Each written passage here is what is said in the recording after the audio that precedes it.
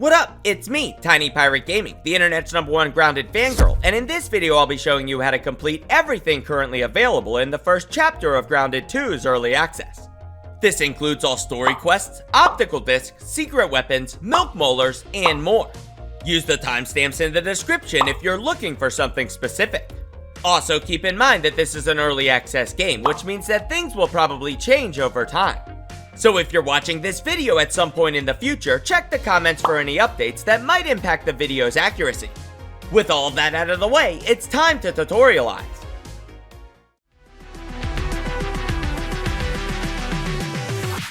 Following the opening cutscene, you'll find yourself in the spawn room of the Omni onboarding facility.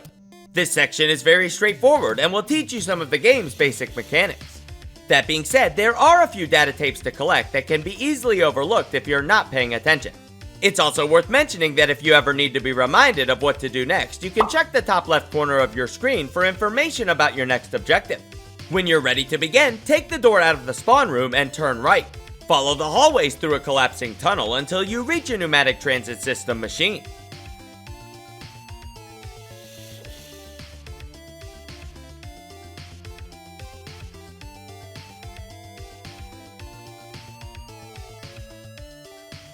Take the PTS transport into the Scabby 2K room where you'll be prompted to equip a Scabby device using a mechanical dispenser.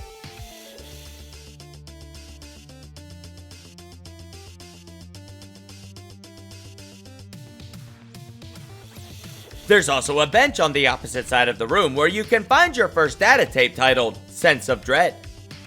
Here it is on the map.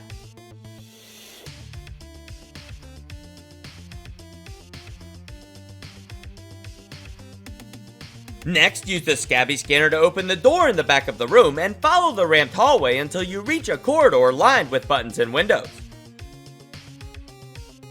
By interacting with these buttons, you'll acquire the next 3 data tapes, all from Omninent's new executive spokesperson, Sloane, who's totally normal. Here they are on the map.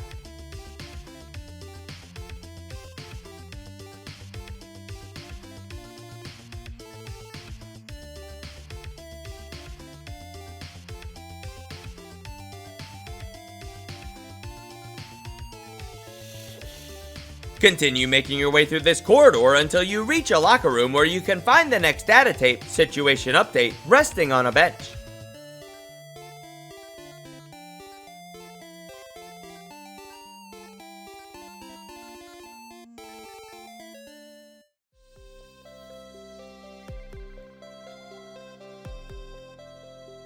Here it is on the map.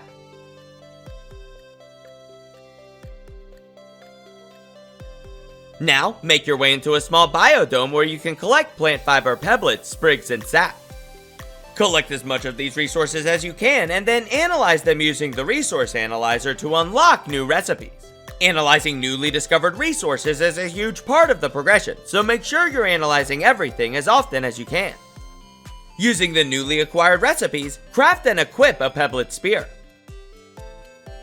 I also recommend crafting a few fiber bandages depending on your experience with the perfect block system of the Grounded franchise.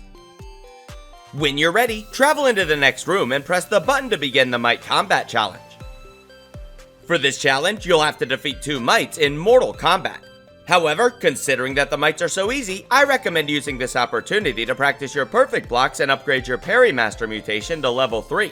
It's also worth mentioning that much of the game's combat is built around the parry mechanic, which means that mastering this system early will greatly benefit you as you progress deeper into the park. After defeating the mites, you'll be prompted to answer an incoming phone call in an upper balcony room.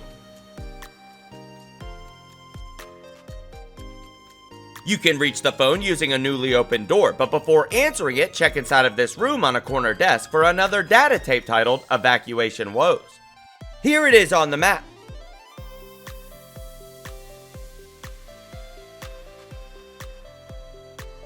After collecting the data, make your way up a curved hallway to the balcony where you'll be able to answer a phone call from a severely damaged Burgle.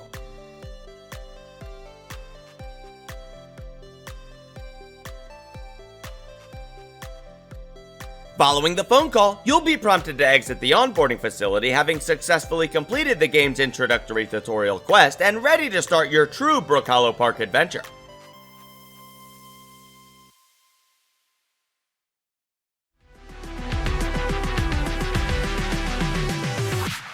After completing the onboarding quest, you'll be prompted to retrieve the Omni tool from a nearby ranger outpost. The Omni tool will become a vital piece of equipment that will allow you to harvest new resources for crafting and building. Ranger outposts function much like field stations did in the first game.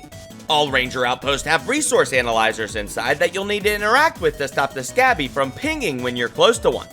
While traveling to the ranger outpost to retrieve your Omni tool, make sure you use your peeper on every creature that you come across to collect their creature cards.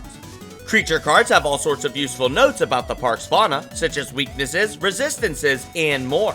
You should also collect any new resources that you find along the way, and remember to analyze them often to earn raw science and unlock new recipes. Also, look out for landmarks while exploring the park. Collecting these observable locations not only helps with navigation, but will also eventually unlock the Natural Explorer mutation, which delivers a significant boost to your movement speed when active. If you're having trouble triggering these landmarks, then try looking at them from various angles. Sometimes it helps. In the case of some ranger outposts, I found that looking at the nearby sprinkler head is oftentimes better for discovering the landmark than the door, for whatever reason. Anyway, once you're ready to proceed, travel to the Snackbar Ranger outpost and head inside. Here it is on the map.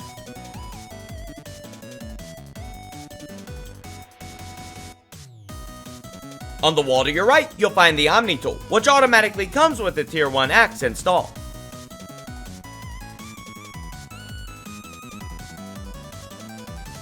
After retrieving the Omni tool, a phone on the far side of the outpost will start ringing. Unfortunately, you won't be able to reach the phone yet because it's behind a locked door. In order to reach it, you'll need to make your way through a nearby cave that's filled with mites. But before you do that, I suggest you get yourself properly outfitted for shrunken survival. You'll first want to build a workbench so that you can start crafting better weapons and armor. You should also make a roasting spit to cook roast for hunger and take note of any dewdrops in the grass to handle the thirst. You can also check around the ranger outpost sprinkler heads to sometimes find additional water droplets. Using the newly acquired Omni Axe, you'll be able to start harvesting clovers, grass planks, and stems, which can be analyzed to upgrade your crafting potential. Use some of those clover leaves that you collect to craft a full set of clover armor. It's obviously not the best armor in the game, but it should be enough to carry you through the early quest depending on your skills with Grounded's combat mechanics. Which is really just a nice way of saying get good at blocks and dodges, bruh.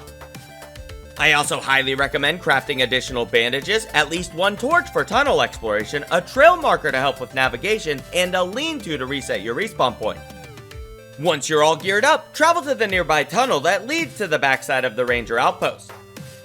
Here it is on the map. It's also worth noting that across the park you'll find the remains of shrunken and omninent employees that can be rummaged through to acquire various resources and consumables. Make your way through the tunnel and defeat the mites that stand in your way until you reach the backside of the outpost. Here you'll be able to answer the Sloane phone and have a brief conversation with the park project executive. She'll give you access to the nearby ranger station that can be used to upgrade your Omni tool, check on side quest objectives, and unlock new crafting recipes. Ranger stations can be found inside of all the ranger outposts across the park, so keep that in mind when you start collecting future optical discs. Sloane will prompt you to locate the first optical disc by investigating the nearby Snackbar Anthill. However, before embarking on this quest, I recommend upgrading your Omni tool to gain access to the Tier 1 hammer and shovel. Both of these upgrades are required to complete the Snackbar Anthill, and fortunately the resources needed are easy to find. For the Omni-Shovel, you'll need 350 raw science, 1 grass seed, and 2 sprigs. You can find grass seeds by chopping down grass flowers, and raw science can be earned by completing ranger station quests and analyzing new resources. To upgrade the Omni Hammer, you'll need 2 pebblets, 1 sap, and another 350 raw science. Once you have both the Omni upgrades, travel to the Snackbar Anthill, which is located near the entrance to the onboarding facility beneath of the Billy Hog food truck. Here it is on the map.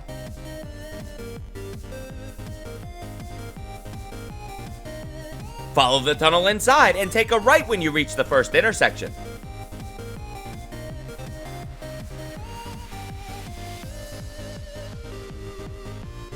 Using your Omni Hammer, smash through some pebbles blocking the tunnel and continue deeper until you reach a red-walled cavern being guarded by a lone red soldier ant.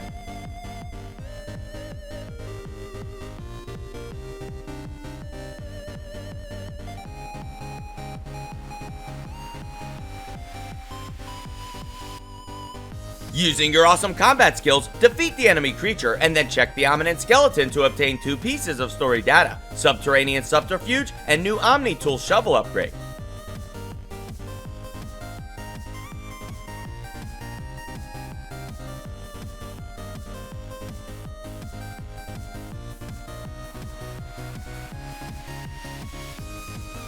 Here it is on the map.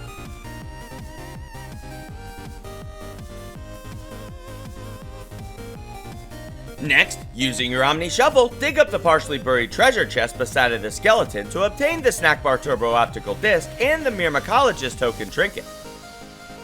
Now return to the nearest Ranger outpost and insert the Optical Disc into the Ranger station.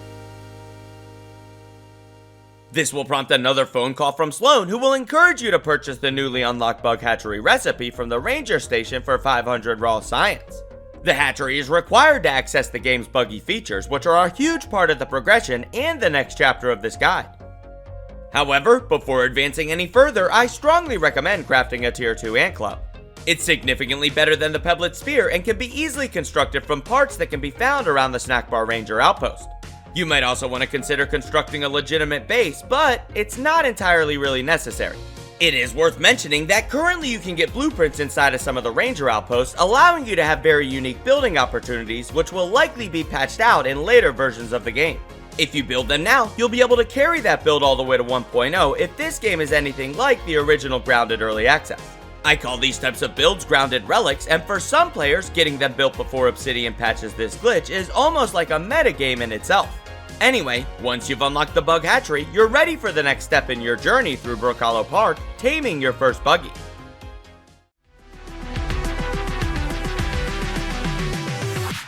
The first step to obtaining your first buggy will be to construct a Bug Hatchery. Bug hatcheries, as the name implies, are used to hatch buggy eggs and can be built using 6 weed stems, 1 acorn top, 5 acorn shells, and 5 mite fuzzes. Most of these resources can be easily found in the regions around the Snackbar Ranger outpost, so you shouldn't have much trouble finding them. And if you built a red ant club, you shouldn't have any trouble bashing anything that gets in your way.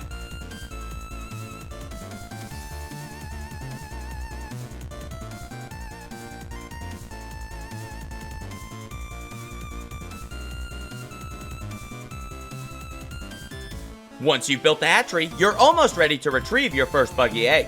But before you do that, there's a few things you might want to do first to prepare for the hatching process. Starting off with gathering the materials required to construct the red soldier ant buggy saddle.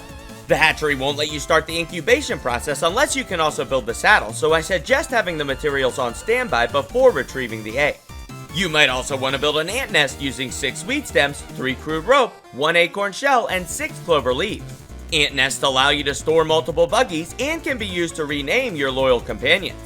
And just in case you're wondering, the materials needed for the red soldier ant saddle are 2 grub hides, 3 sprigs, and 1 acorn shell. Once you've gathered these required resources, you're ready to descend into the hatchery anthill to retrieve your first red soldier ant egg. The south entrance to the hatchery anthill can be found to the southeast of the Snackbar Ranger outpost. Here it is on the map.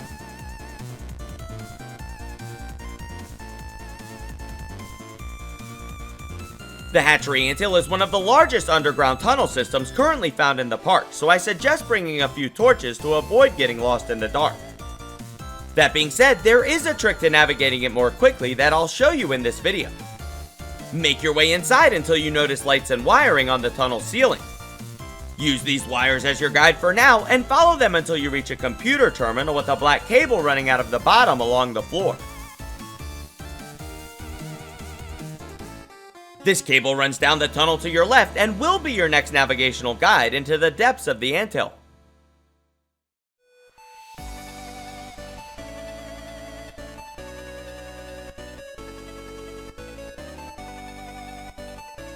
Follow the cable through the various tunnels and past shattered lab modules while defeating all the ants that get in your way.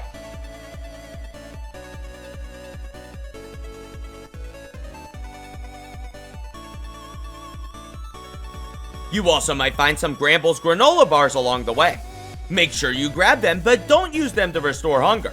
Believe it or not, the granola bars are actually the best healing consumable in the entire Grounded franchise. A single granola bar can basically refill your entire health meter, so I highly recommend only using them when in desperate need of healing during combat situations. Anyway, continue following the black cable deeper into the Anthill until you reach another electronic terminal.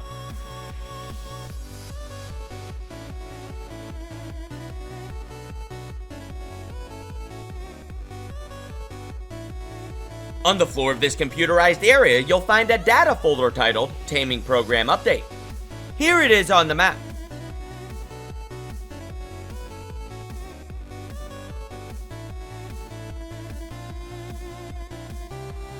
The black cable you've been using as a guide also ends at this technology terminal, but that's okay because if you look on the ceiling, you'll notice some lights and wiring that will guide you the rest of the way.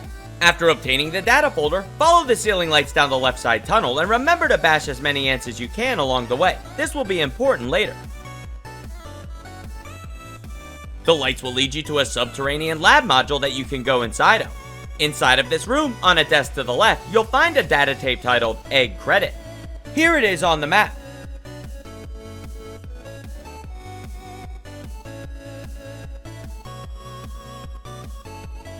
Use the door on the far side of this room to continue deeper into the final stretch of the tunnels that will lead you to the red soldier ant eggs.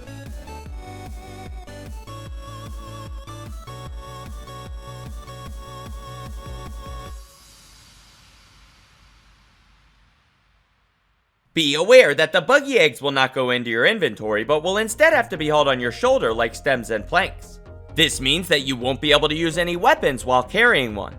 This is why I emphasize defeating as many ants as you could during your descent through the tunnels to make your egg escape a little bit easier. You can also craft aphid slippers to boost your movement speed if you're having trouble escaping with an egg. Anyway, after picking up the buggy egg, use the ceiling lights and the black ground cable to make your way out of the anthill by the same route that you came in. Then, backtrack your way back to the bug hatchery at your base. Using the red soldier ant egg, along with the saddle resources, you'll be able to start incubating the buggy egg. The incubation time for the red soldier ant is about 12 in-game hours, so you'll have to wait a bit before claiming your first buggy, but it'll be worth it. The red ant buggy will become a vital part of your Brook Hollow Park adventure once it hatches. Not only can you ride it for a significant speed boost, but it will also fight alongside you in battle, helping to distract enemies so that you can focus on landing critical strikes and dealing damage. The red soldier ant buggy can also help with building by harvesting resources off of the ground quickly and by hauling additional stems and planks.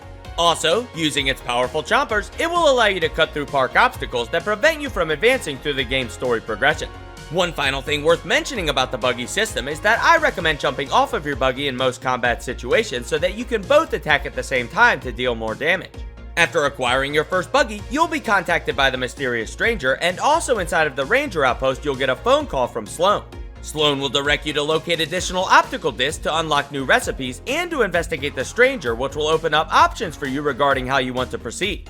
The next few chapters of the guide can be completed in any order that you like, so feel free to use the timestamps in the description to rework your own sequencing if you disagree with my optimal progression.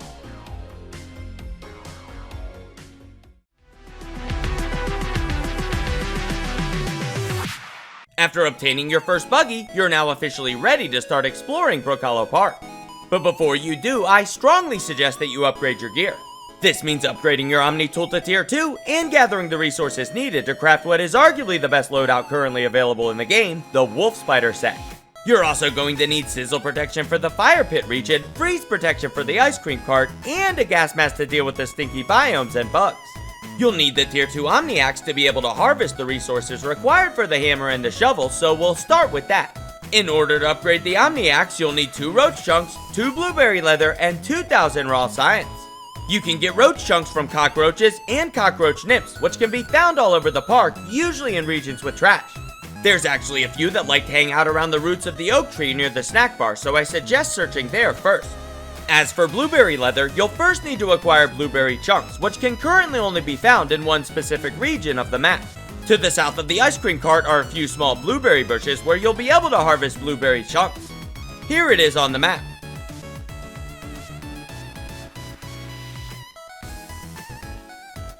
Your first time traveling to these bushes will trigger a rant over the Scabby's communicator from the stranger, and the bushes will be guarded by at least one orc bee. Don't forget to peep it. Once you've collected a healthy supply of blueberry chunks, you'll have to craft them into blueberry leather using either a workbench or a jerky rack.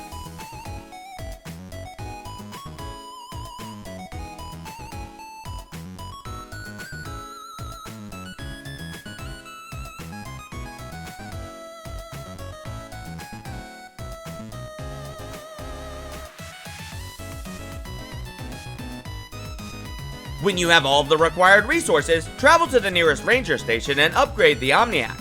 Now that you've got a tier 2 Omni-Axe, we can work on upgrading the other tools. For the tier 2 Omni-Hammer, you'll need 1 ladybug head, 1 lingonberry leather, and 2,000 raw science. For the tier 2 Omni-Shovel, you'll need 1 northern scorpion stinger, 2 pine needles, and 2,000 raw science. It's probably worth mentioning that for this section of the tutorial, you're going to need all sorts of resources, so it's best to continually be bashing and harvesting new creatures and resource nodes while exploring the various biomes of the park. As I mentioned before, the next few chapters of the tutorial can be done in any order, so to avoid backtracking, you might want to tackle multiple objectives at the same time.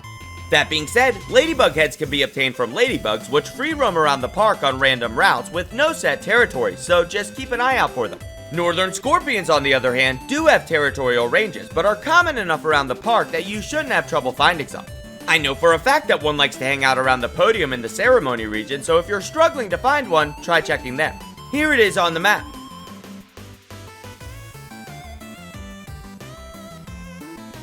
Lingonberry chunks and pine needles can both be found in the Pine Hills region in the northwestern corner of the map. They can only be harvested with the tier 2 axe, and much like the blueberries, you'll need to convert lingonberry chunks into leathers for most crafting recipes. You'll easily find pine needle clusters scattered all across the Pine Hills region. As for the lingonberry chunks, they can be knocked down from the branches of the hedge that runs along the western edge of the park to the north of the Snackbar. Here it is on the map.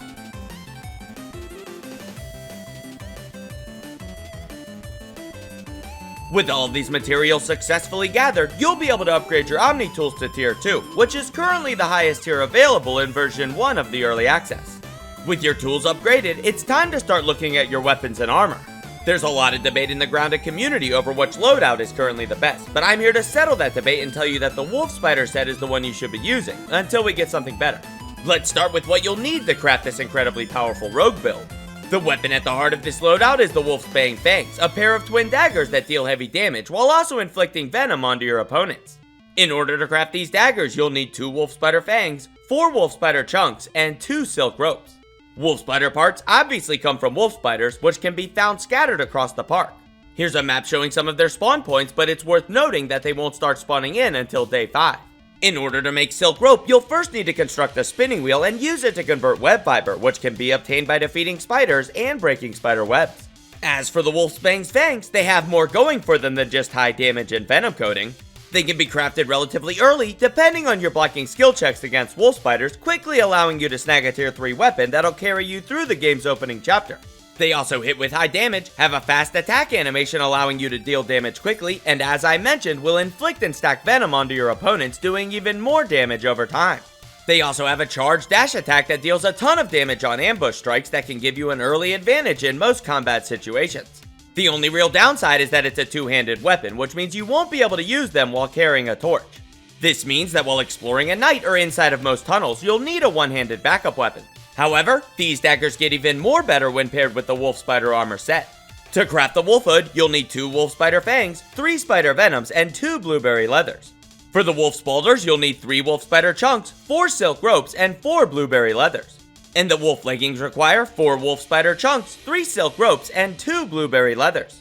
To be fair, you can also craft this scorpion armor if you want. It's almost just as good, but it's only tier 2, which means it's not as cool, obviously. What makes these rogue armors work so well with the Wolfsbane's fangs isn't necessarily the venom boost, but the boosted critical hit chance on the final strike of your attack animation. Critical hits in the grounded franchise are extremely powerful. They can stagger enemies out of attack animations and blocking stances, they deal extra stun damage, and obviously deal more damage in general than a regular attack. Due to the dagger's fast-paced animations, combined with the rogue armor's critical hit modifier, you'll be dishing out critical hits left and right, cementing the rogue builds as the best offensive option currently available in the game. That being said, there are builds that will perform better in certain situations, but overall, the Wolf Spider set will give you enough power to deal with any combat situation you encounter during the first chapter. Anyway, now that you've got some good combat gear, it's time to discuss the climate gear you'll need to explore all of the biomes currently found across the park. This means warm gear, cold gear, and stink gear. Let's start with the stink. In order to survive the fumes of certain trashy regions, you're going to need a gas mask. Fortunately, gas masks can be easily crafted using 1 weevil nose, 4 gnat fuzzes, 2 crude ropes, and 1 stink bug part. You can find stink bugs lounging around the park's brick-lined walking path to get their parts. Here it is on the map. You can also sometimes find stink bug parts inside of spider web sacks, so check those if you're having trouble taking down your first stink bug. In order to explore the park's fire pit region, you'll need a full set of sizzling armor. To craft the sizzling circlet, you'll need 3 bombardier parts, 1 boiling gland, and 2 lingen leathers. For the sizzling robe, you'll need 4 bombardier parts, 5 spicy shards, and 5 lingen leathers. And the sizzling boots will take 4 bombardier parts, 3 silk ropes, and 4 lingen leathers. Aside from the spicy shards, most of these resources can be acquired by defeating bombardier beetles, which can be found basically all over the park, oftentimes lounging around the stone-lined normal-sized walking paths. You can get spicy shards from busting hot cha-cha candies that can be found scattered across the park. Here's a map to help you find some if you're having trouble. In addition to wearing the sizzling armor, you can also activate the mutation Fresh Defense to stack even more sizzle protection before venturing into the fire pit. You can unlock the maximum level of Fresh Defense by consuming 10 mint chunks. Much like spicy shards, mint chunks can be obtained by busting fresh mint candies that can be found around the park. Here's a map to help you find some.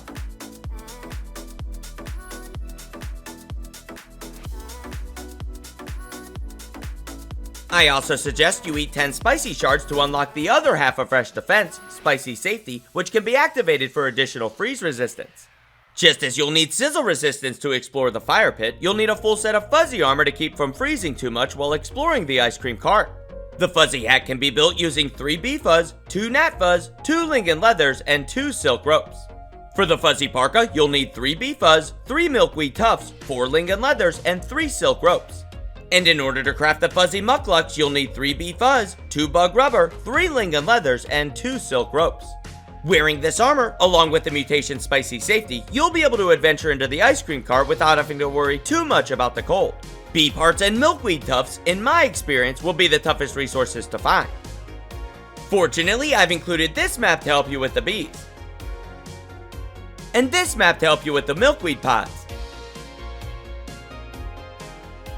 You'll need to knock the milkweed pods off of these really tall plants before you can harvest them, so make sure you have a spear to throw or a bow to shoot arrows with. Now that you're all geared up, you're officially almost ready to explore everywhere currently available in the game. However, there is one more piece of equipment that I highly suggest you invest in crafting. This being the Everchar Torch, which can be crafted using 1 Everchar coal chunk, 2 stink bug parts, 2 bombardier parts, and 2 silk ropes.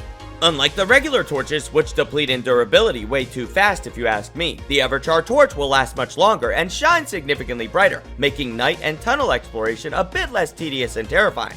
Once you've assembled all of this essential equipment, you'll be as prepared as you currently can be to take on any challenge that you have to contend with while embarking on your crusade to solve the mysteries of Brook Hollow Park and collect all the goodies it has to offer. Which is exactly what we'll be going over in the next few chapters of this guide.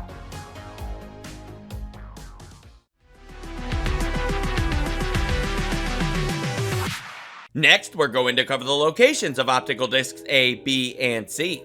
Much like Burgle chips from the first game, each optical disc will unlock new crafting recipes once returned to the ranger station. Optical disc A is located in the depths of the toxic Anthill, and I recommend starting your descent from the south entrance. You'll know you found it when you see the partially buried can of spray paint and glowing green water. Here it is on the map.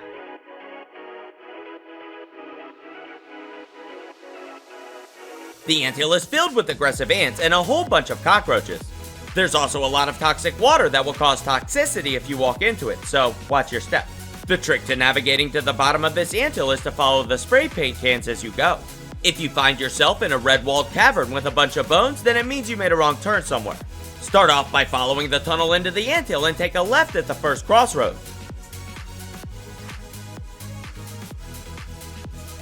Follow this tunnel until you reach a cavern with gray rock walls and multiple buried cans of spray paint. Drop down to the lower level of this cavern and turn around where you'll find another tunnel with the top of a spray paint can sticking through the wall on the right side. This tunnel will be a straight shot all the way to the lowest chamber, which is where you'll find the optical disc. You'll also run into some roaches along the way, but as long as you don't attack them, they'll leave you alone.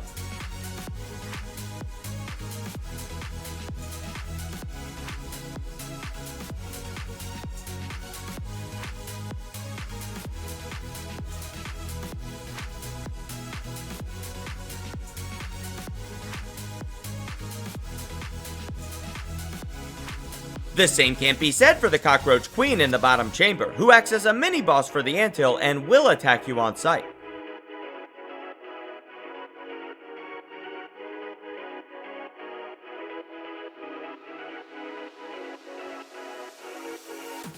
After defeating the Cockroach Queen, check on the right side of the room where you'll find the optical disc resting beside a puddle of toxic water and the corpse of an ominous employee. There's also a secret weapon called the Gloom Skewer, which can be found in the back of this mini-boss chamber behind some mushrooms that you'll need to chop down with your tier 2 Omni Axe. You can also find a milk molar inside of this anthill, but to avoid this guide becoming too messy and incoherent, I'll be covering all the milk molar locations in their own chapter.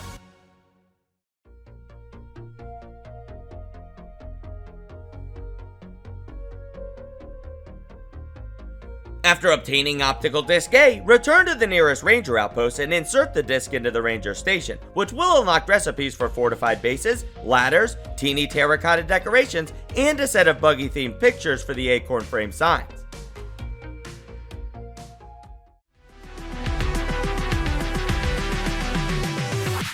You'll want to start your search for Optical Disc B by traveling to the northern area of the Pine Hill region.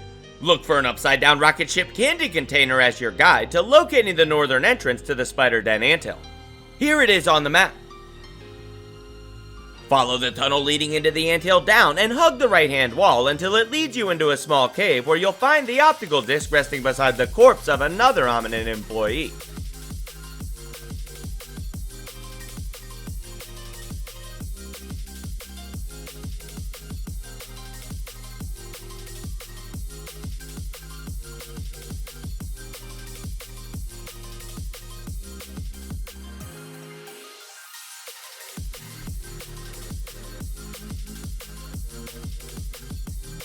After retrieving the disc, turn left and follow this tunnel even deeper into the anthill because there's more goodies to grab before you leave.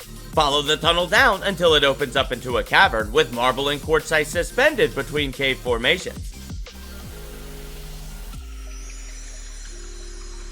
There's a milk molar on a ledge in this chamber that you can snag before continuing.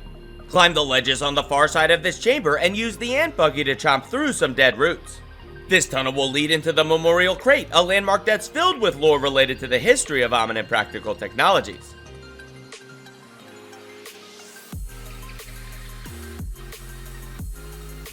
It also has a special weapon stuck into a wad of bubblegum called the Crimson Avenger that you can claim by cracking the gum with your tier 2 shovel.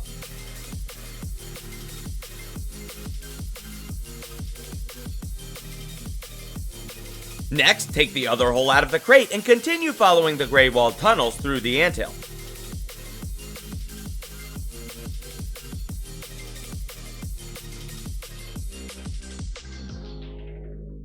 After using your buggy to chomp through more roots, follow the tunnel to your left and hug the left-hand wall until you discover another ominous corpse.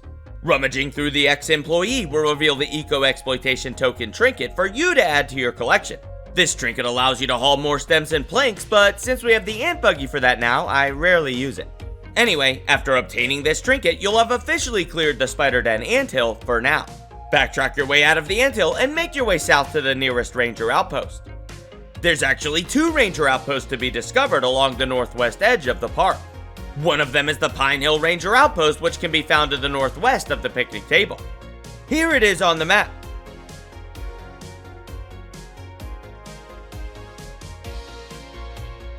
Inside of this Ranger outpost, you'll find a data folder titled Exhibit Ideas, along with 2 special workbenches that allow you to customize your Scabby and Omni Tools appearance.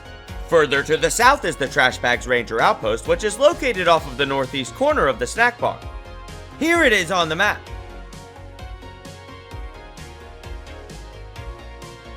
There's nothing to collect inside of this one, but there is a locked door that you can open with your Scabby. This door leads to another pneumatic transit system unit that's actually connected to another Ranger Outpost found in the Ceremony region. You won't be able to really use it until you discover the Ceremony Outpost and open the locked door on the other side, which is worth doing for the simple novelty of Grounded 2 having a fast travel system. You can find the Ceremony Ranger Outpost to the south of the podium in the Ceremony region. Here it is on the map.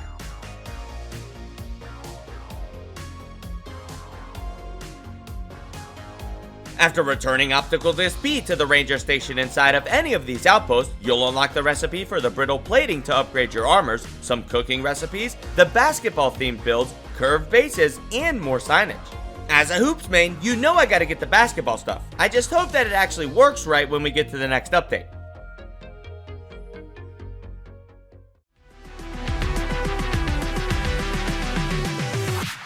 Before starting your adventure into the ice cream cart to retrieve Optical Disc C, there's a few things you'll need to bring if you want to survive the freezing cold comfortably. You'll need to equip your full set of fuzzy armor and also activate the spicy safety mutation to stack your freeze resistance as high as you can. You can also carry a torch for an extra boost to freeze resistance, but it's not entirely necessary. When you're ready to proceed, travel to the south side of the ice cream cart. Here it is on the map.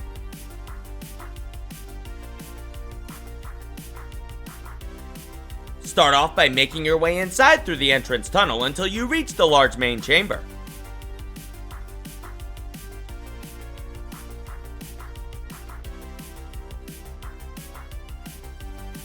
From here, turn right and travel to the far side of the chamber and then work your way around behind an ice cream cone and into a narrow corridor. Be aware that the ice cream cart is filled with scorpions, so you'll probably have to do plenty of fighting while exploring this region. It's worth mentioning that defeating enemy scorpions will slightly reduce the freeze meter, so the fighting can work in your favor. Make your way through the frozen corridor until you spot a pile of pink ice cream where you'll find another Omninant corpse. On the ground beside of this cadaver you'll find the Optical Disc, as well as the Frostbitten Key, which will be needed to unlock a special treasure chest in just a little bit. Here it is on the map.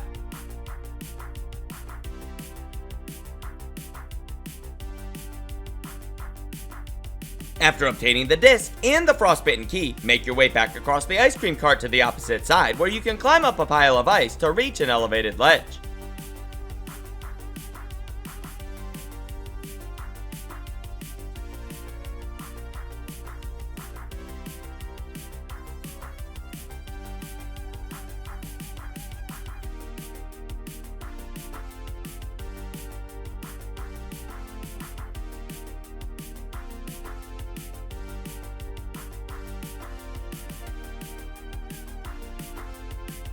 From here, you'll be able to cross a metal pipe that leads into the cart's fan mechanism, which you'll find jammed with icicles.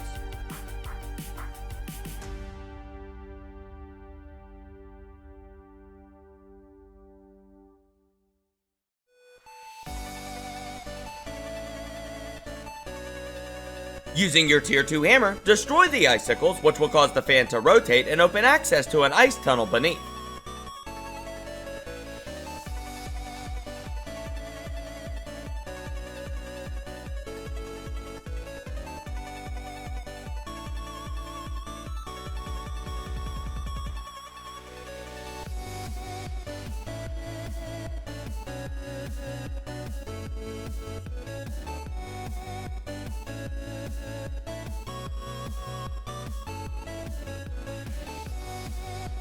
Follow this tunnel down into another ice cream chamber where you'll find a special weapon known as the icicles that's been stuck into the ice.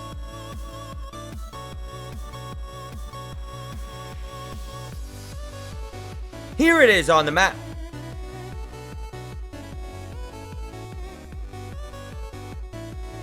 Attempting to take these weapons will trigger a defense mission that requires you to defend the icicles from a swarm of scorpions for a few minutes.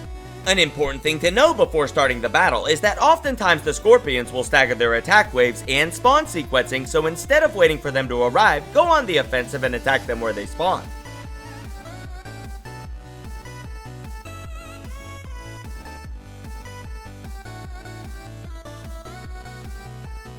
It's also worth remembering that if your freeze meter starts to get full, you can walk to the edge of a nearby spork to momentarily escape the cold temperatures. After successfully fending off the scorpions, you'll be rewarded with the tier 3 icicles, a very powerful pair of twin daggers that are almost as good as the wolfsbane fangs.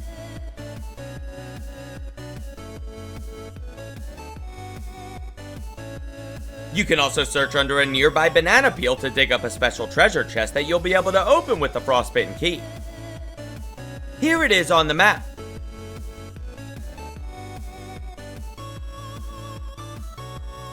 Inside of this treasure, you'll find 2 mint globs that can be used to craft another pair of icicles. It's also worth mentioning that there's quite a few milk molars to be collected inside of and around the cold region of the ice cream cart, but I'll cover all of those when we get to the milk molar chapter, so use the timestamps if you want to get them now. After obtaining the icicles, the mint globs, and Optical Disc C, return to a ranger station where you'll be rewarded with the opportunity to purchase new upgrades and recipes. Optical Disc C will unlock the milk molar scanner for the Scabby, making finding those tooth-shaped power boosters a little more practical. You'll also unlock new cooking and signage options, as well as the fresh storage recipe that you can use to keep meals, roasts, and more from spoiling over time.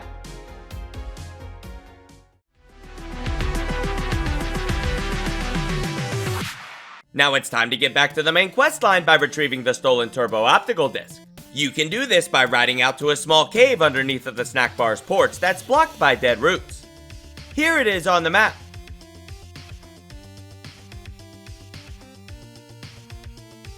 Using your Aunt Buggy's chompers, break through the roots and enter the cave, where you'll be confronted by an Orc Scorpion Jr. After defeating the Scorpion, you'll be able to safely investigate the cave and claim all the loot inside. Located on top of a pile of junk found beneath of the stranger's symbol, you'll find the cryptic recipe, which will unlock the recipe to craft the special gauntlet weapons known as the Northern Shredders. To the left of this recipe is a tipped over filing cabinet where you'll find the stolen optical disc along with a data folder titled For Omni. There's also a milk molar in the back of this cave, but I'll cover this location again in the milk molar chapter. After obtaining the disc, you'll be contacted and threatened by the stranger before being prompted to return the disc to a ranger station. By returning the disc, you'll unlock new recipes to purchase in the shop, and I recommend getting them all. This includes the smithing station, which is needed to upgrade your armors and weapons, as well as the recipe for the Bratburst bombs, which will be required to blast through a few cracked rocks found around the park. You'll also unlock the recipe to craft spike strips, which are needed for the next part of the story quest. That's because next, you'll be prompted to construct 2 spike strips, but before you do that, there's a few things you should know. Immediately after building the spike strips, you're going to experience your first stranger danger raid. During these raids, a swarm of orc-controlled creatures will be teleported onto your position to attack you. Keep in mind that these raids will target you and not your build, so if you are alerted to raids in the future, it's best to move away from your important stuff before they arrive. It's also worth mentioning that these raids might introduce you to new creatures, so make sure to peep them for the creature card collection. You can also use these raids to farm raw science, which is rewarded for every victory over the stranger's army. That being said, once activated, these raids will return every few in-game days until you complete the next chapter of the main questline, so it's up to you if you want to trigger these now or focus on some other side objectives first. Finally, to complete the eventual Milk Molar collectathon, you'll need at least 5 Bratburst bombs, though I highly recommend crafting more just in case you accidentally drop or throw one in the wrong spot.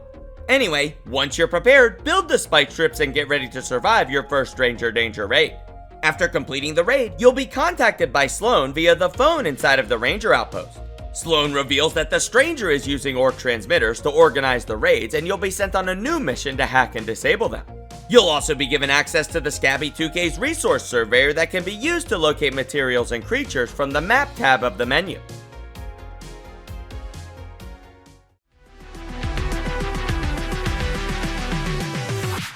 Before starting the Orc Transmitter quest, you should know that during this portion of the game, you'll be visiting 4 different locations that are spread out all across the currently accessible park. Which means that if you want to maximize your efficiency and avoid too much backtracking, I highly recommend watching the Milk Molar chapter in its entirety and establishing your own fully optimized route. It's also smart to bring a bunch of dandelion tufts. You'll find out why when we get to the first transmitter. With those caveats out of the way, let's get to shutting down Miss Stranger Danger's orc devices. For this first location, you're going to need a gas mask to survive the stink of the garbage can. Start by traveling to this small twig that you can use to begin your ascent to the top. Here it is on the map.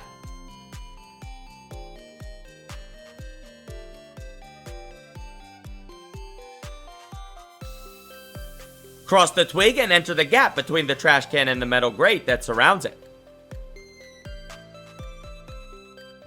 Next, climb up a banana peel, and then turn around and jump onto a spore candle to continue climbing higher by leaping over to the top of a Billy Hog hot dog tray. From here, jump onto a winding twig that will briefly take you outside of the metal grate, so be careful not to fall.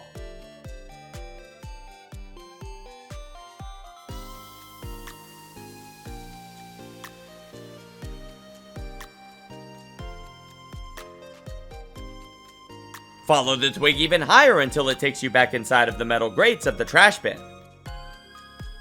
Now, jump onto a wad of paper and then over onto another hot dog tray. At the top of this tray, you can jump out onto a rope that's outside of the grate. From this rope, you'll be able to jump up onto the ledge of the trash can itself, at which point you'll need to momentarily abandon your buggy to continue safely.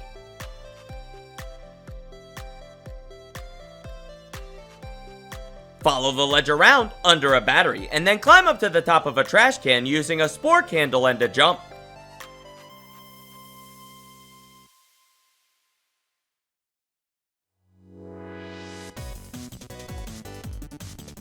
Once on top of the trash can, you can drop down inside to grab a Mega Molar that can be found under a park pamphlet.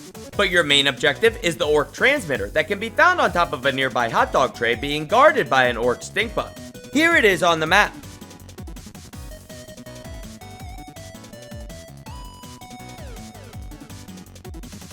After defeating the stink bug, you'll be able to safely hack the transmitter, which will reveal the location of some of the strangers' orc army.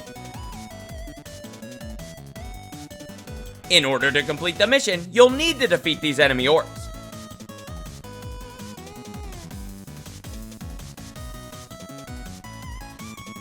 In this case, it's a pair of orc bees that can be found by the blueberry bushes to the south of the ice cream cart. Here it is on the map.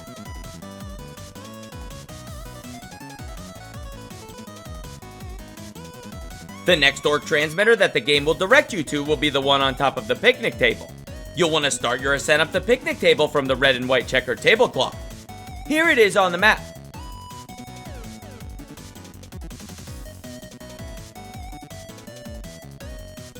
Make your way up the ramp created by the tablecloth and be careful not to get exploded on by the orc weevils.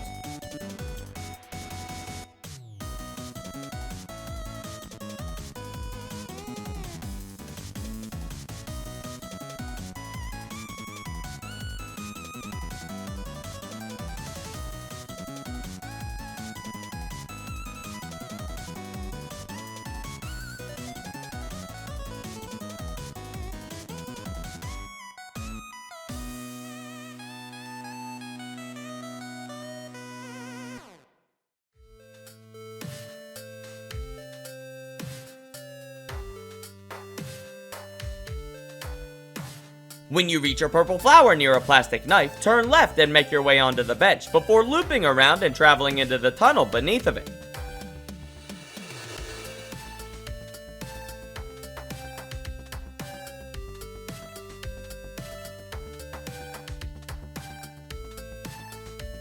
While traveling beneath of the tablecloth, you'll need to be mindful of spider confrontations as you make your way towards a crochet mallet.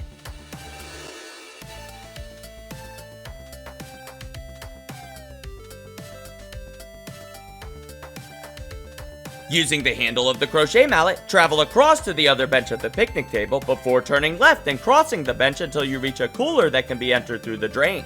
This cold region is very brief, so you won't really need any cold gear to get through it.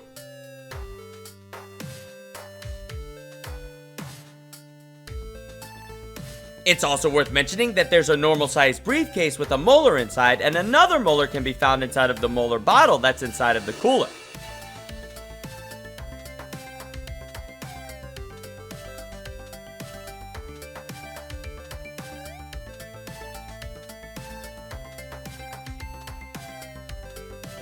Anyway, make your way through the cooler by climbing up a banana and then a few popsicle sticks to reach the top of the table outside.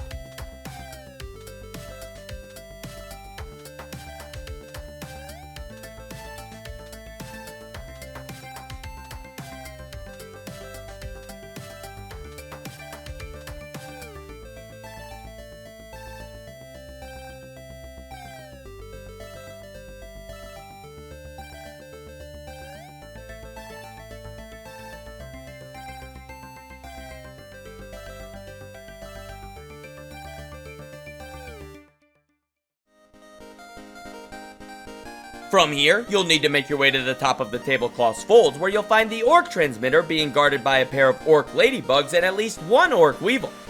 Here it is on the map.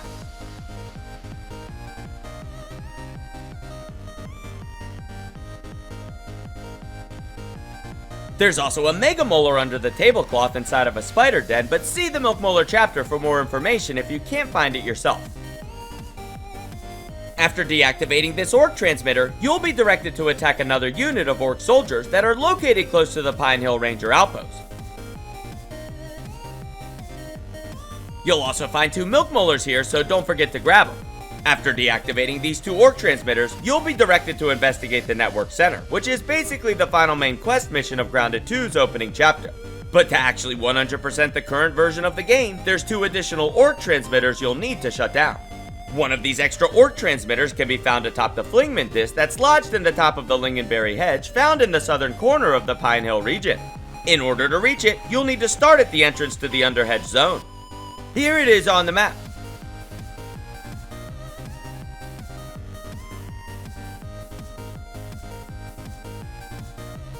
Make your way under the hedge branches and turn right before ascending a ramped route that'll take you higher into the dark leafy area. There's also a Milk Molar you can grab before ascending up into the branches. You'll also have to battle plenty of creepy crawlies along the way, so be prepared for that. Follow the branch up until you reach a cross branch that you can use to reach another branch that will take you even higher into the hedge. Travel up this branch until you're confronted by an orc butterfly. After defeating the enemy orc, follow the branch that leads outside of the hedge until it loops back into the higher section.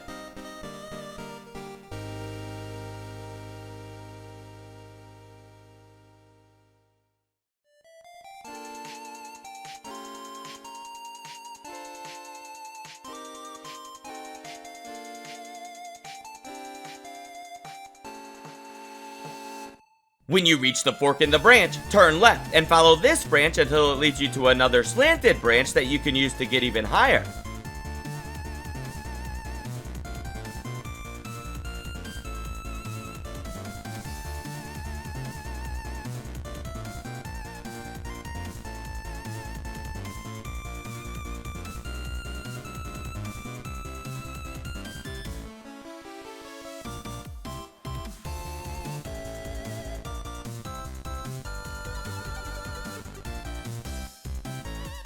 Follow this path up until you reach yet another branch with a sap clump beneath of it. This branch will take you onto the Flingman, where you'll find the orc transmitter being guarded by 2 orc bombo beetles.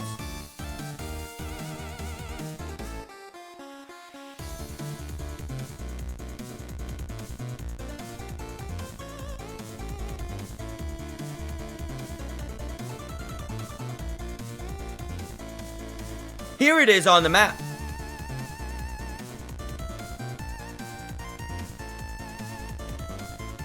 Disabling the transmitter will once again reveal a hidden squad of orc soldiers that you'll need to defeat, but before you do, there's actually a secret weapon close by that you can grab before returning to the surface. To be fair, reaching this weapon will be much easier later on once you get the Orbweaver Spider Buggy, but it's still possible to get without one, so the choice is yours to make. After shutting down the orc transmitter, travel back to the far side of the upper hedge where you'll find a web bridge. Normally, you'd want an Orbweaver buggy to cross these bridges, but currently you can cross them at normal speed by carefully walking along the edge, but it's a bit tricky to pull off properly, so be careful. You can also still cross in the center of the bridge, it'll just take a lot longer. Unless you're wearing Orbweaver armor, then you'll be fine.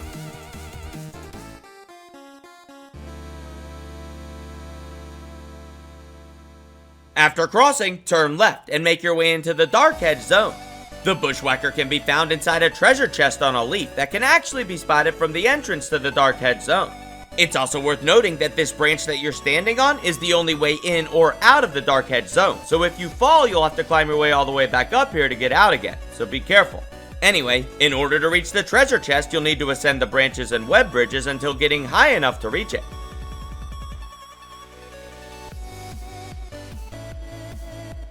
Cross the first web bridge and then turn right and travel along this winding branch until you reach another web bridge.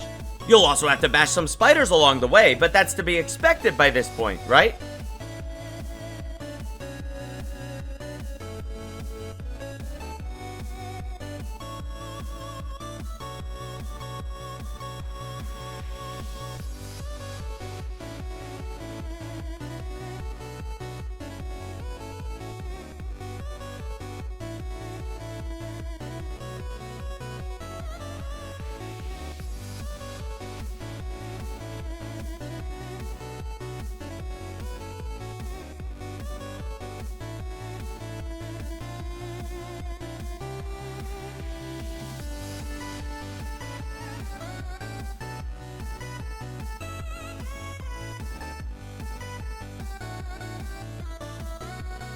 Carefully cross the next web bridge and then turn right and follow this branch up until you loop around to your left and then travel to another web bridge.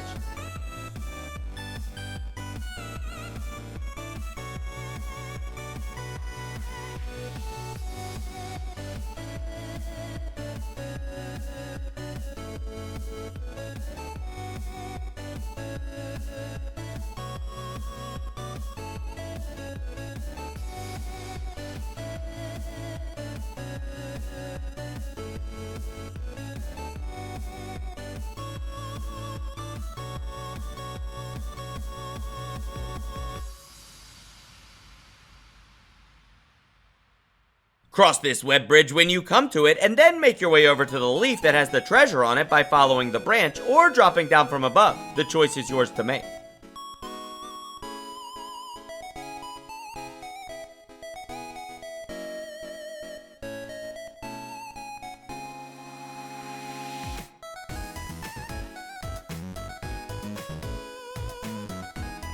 Here it is on the map.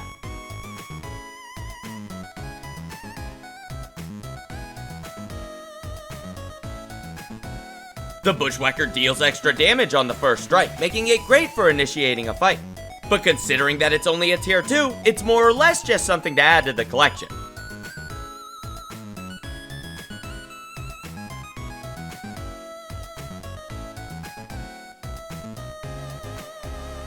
With the Bushwhacker obtained, it's time to finish the Orc Transmitter quest by defeating the next unit of Orc soldiers, so make your way back to the Flingman.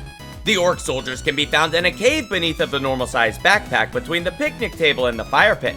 I usually like to glide as close as I can by jumping from the top of the Flingman. Regardless of how you choose to get there, you'll find the cave entrance on the most northerly side of the backpack.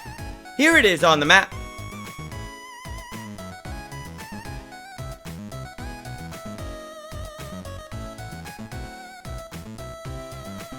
After chopping through some dead roots with your buggy, you'll have to bash a bunch of Orc Orbweaver Juniors and Orc Cockroach Nymphs. There's also a bunch of hot cha-cha candies in the back of this cave that you can grab if you need them. After defeating these Orcs, you'll be ready to tackle the final Orc Transmitter, which is located on top of the podium in the Ceremony region. Travel to the lectern and use the slanted note card as a ramp to reach the elevated base. Climbing the podium is best done without the buggy, so be sure to dismount before starting. Start by climbing the screwdriver to reach the bottle, and then follow the bottle up to where you can use a pencil to climb through a hole, and then follow another pencil to the edge where you'll be able to turn around and ascend the slanted shelf.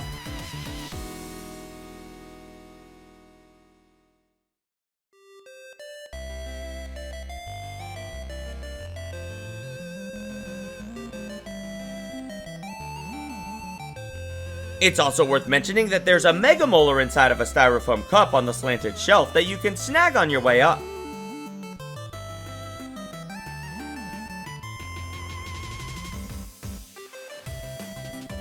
At the top of the slanted shelf, use the interior ledge of the podium shelving to cross over to the far side where you'll find a hole you can crouch through.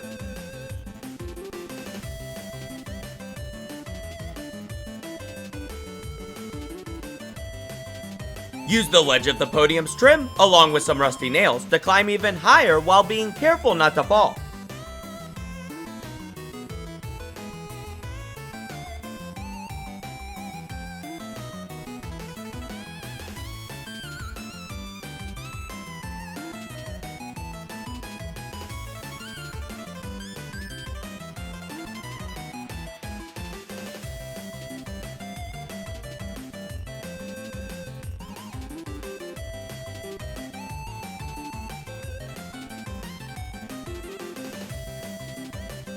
Continue following the trimming until you reach another hole on the far side of the lectern that you can use to get back inside.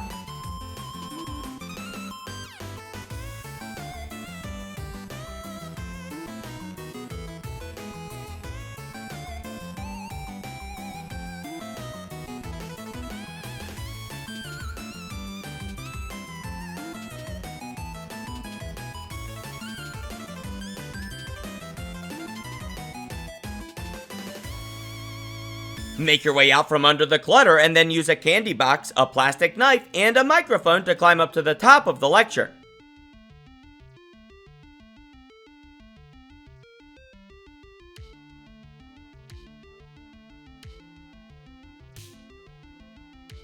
At the top, you'll find the orc transmitter being guarded by a pair of orc butterflies that you'll need to defeat.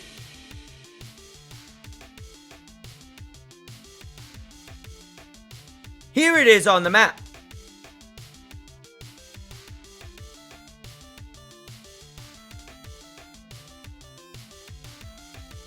Just like with the last three, after deactivating the transmitter on the podium, you'll need to deal with more orc commandos from the stranger's army that are hiding in a nearby cave.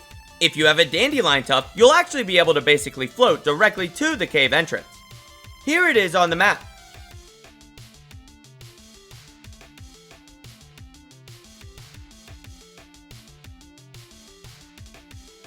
You'll have to use your buggy to chomp through some dead roots to get inside. You'll also need a brat burst to get a secret weapon in the back of this cave, so make sure you bring one. Inside of the cave, you'll have to fight a whole family of orc scorpions to complete the quest. Good luck! You'll also find quartzite and marble to harvest along with a cracked rock that you can destroy with your brat burst.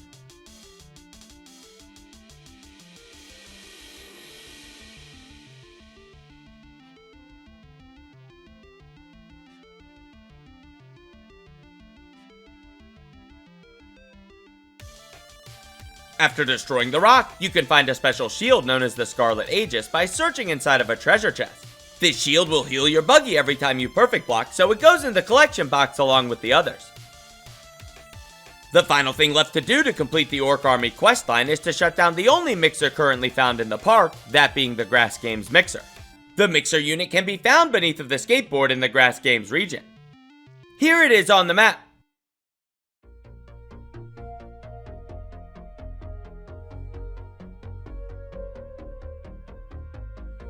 Mixer units are timed defense missions, similar to what you had to do to unlock the icicle weapons. The only difference is that they have more variety to their attack waves, and you can build defenses around them. When you first discover this location, you'll find a bunch of orc weevils defending the mixer that you'll need to defeat. Next, you'll want to build some grass walls around the mixer to defend it from the enemy attacks that will begin once you activate the device.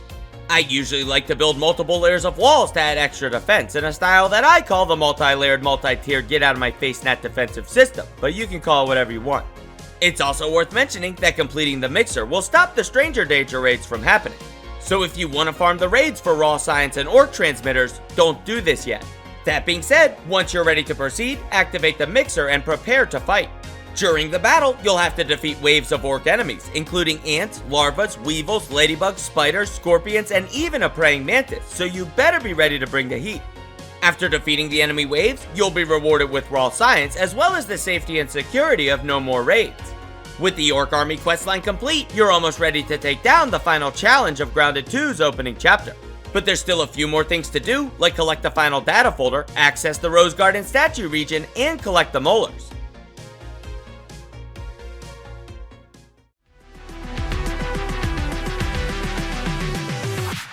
You also might want to consider using a smithing station to upgrade your weapons and armor, but that choice is yours to make. Before going to open the shortcuts to the Rose Garden statue region, you can swing by the Statue Ranger Outpost to collect the final park data folder titled Letter Drafts that you'll find inside on a desk. Here it is on the map.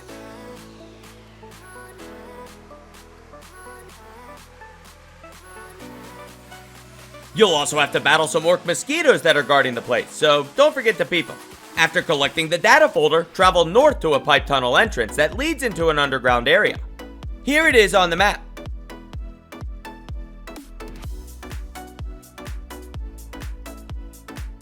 This underground tunnel leads up into the garden bed of the statue region and will be guarded by orc larvae and a special orc stink bug.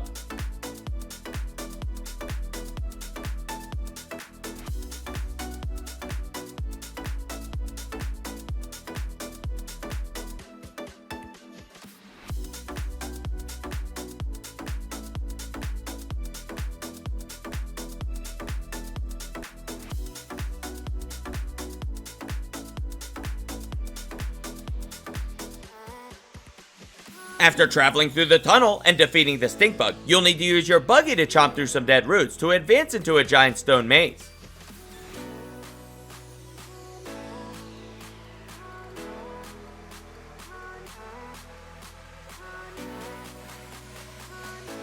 The maze is actually easy to get through, just take a left at the ring and keep moving until you reach the garden.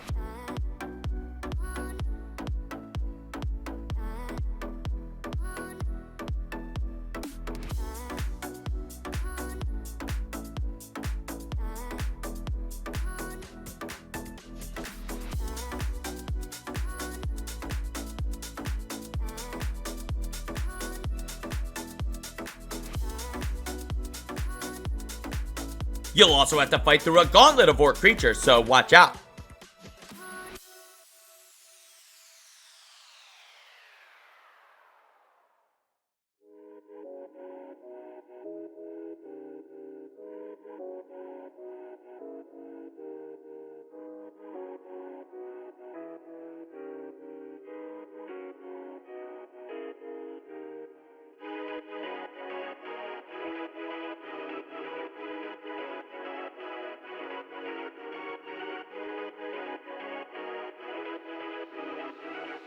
Once you make it out of the maze, you'll want to travel to the right, staying as close as you can to the garden wall until you spot a sprinkler head, the park's universal ranger outpost indicator. You might find an orc scorpion guarding the entrance, so just bash it before you go inside.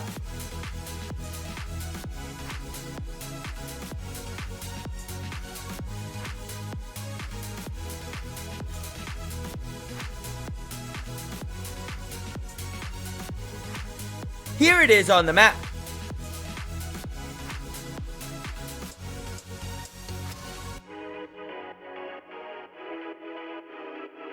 Unlike most ranger outposts, this one connects the garden zone to the rest of the park and can be used as a shortcut so you won't have to go through the maze every time you want to revisit the statue region.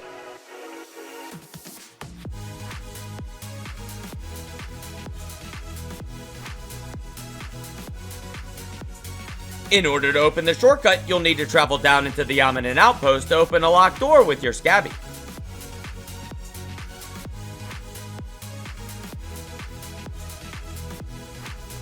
But that's not all, there's actually another shortcut into the statue region that you can open, so make your way back up to the garden. Once you get outside, turn right and continue through the region until you spot a hose poking up through the ground.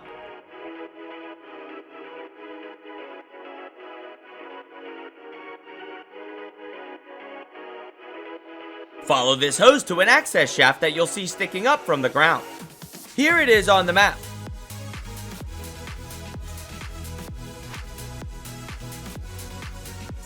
Drop down into the access hatch where you'll find a pneumatic transit system unit that will take you down into a secret Omni Network Center locker room.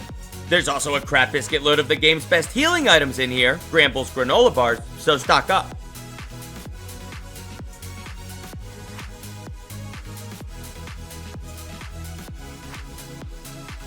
Much like before, you'll need to advance through the facility to open a locked door with your scabby to officially open this alternate shortcut.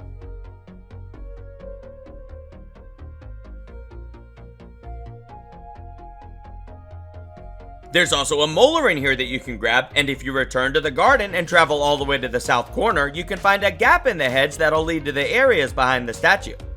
There's not much back there, apart from the final available ranger outpost and a few molars, so it's still worth exploring.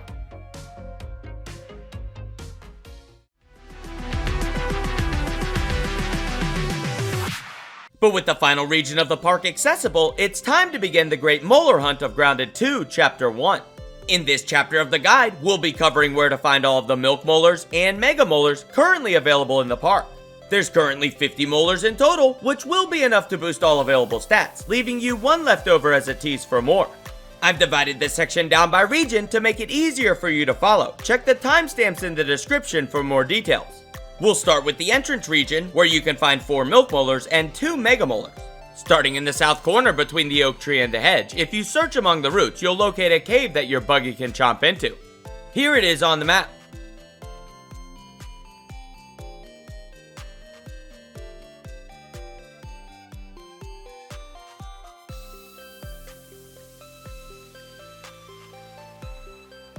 Follow the tunnel inside, defeat a few larvae, and then take the turn to the right, which will lead you to a cracked rock that you can destroy with a Bratburst bomb.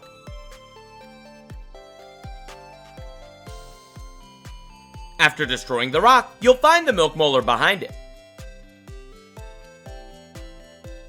Here it is on the map. Next, travel to the roots of the oak tree where you'll spot some mushroom growths on the tree trunk that you can jump onto. If you jump up these mushrooms, you'll easily find the next molar. Here it is on the map.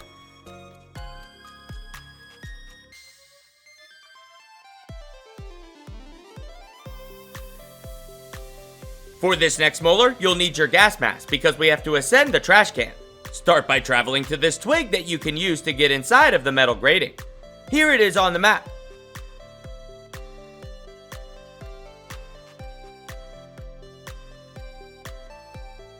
Use the trash and twigs between the grate and the trash bin to carefully make your way all the way to the top.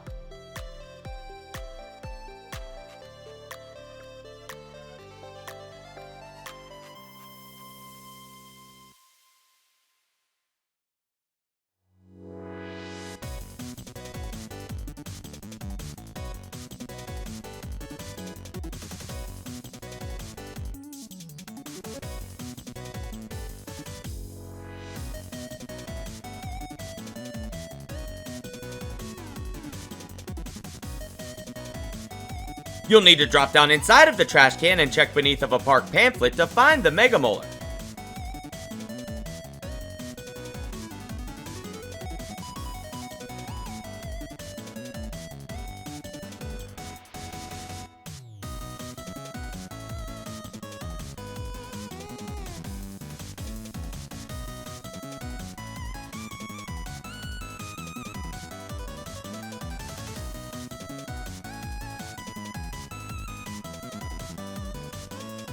Here it is on the map.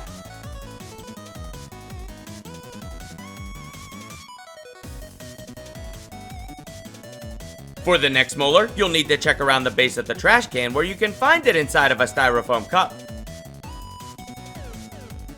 Here it is on the map.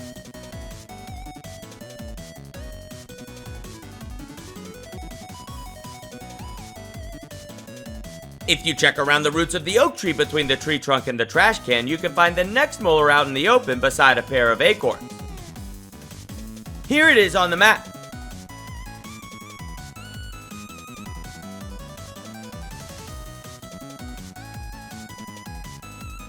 The final molar in this region can be found in the back entrance tunnel that leads into the Snackbar Ranger Outpost. The entrance to this tunnel is located beside of a shallow puddle. Here it is on the map.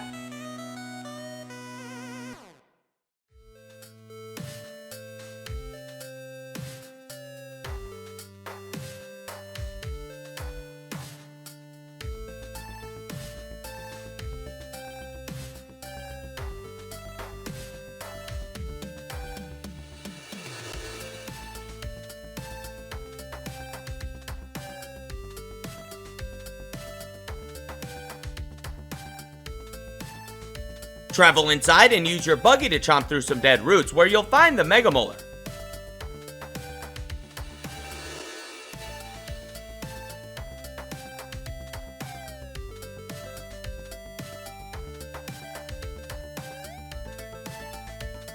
Here it is on the map.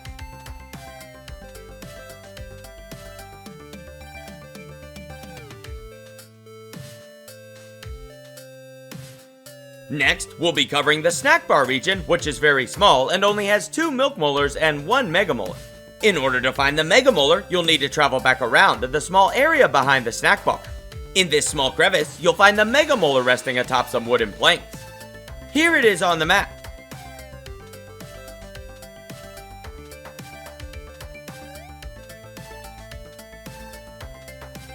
To reach the next one, you'll have to travel underneath of the snack bar where you'll discover a short tunnel that leads into the Ominent Onboarding Facility's exhibit hall. It's known as the Ant Cave, not to be confused with an Anthill. Here it is on the map.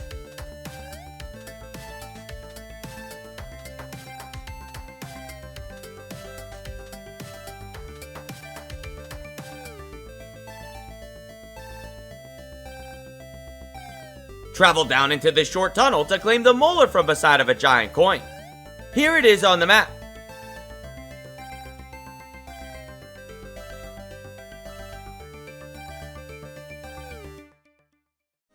For the final Molar in this region, you'll need to travel to the entrance to the Snackbar Anthill. Here it is on the map.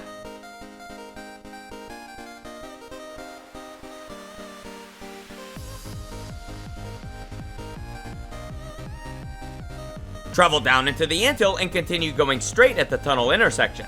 Not too far down this tunnel, you'll find a small outcropping where you can claim the next Molar. Here it is on the map.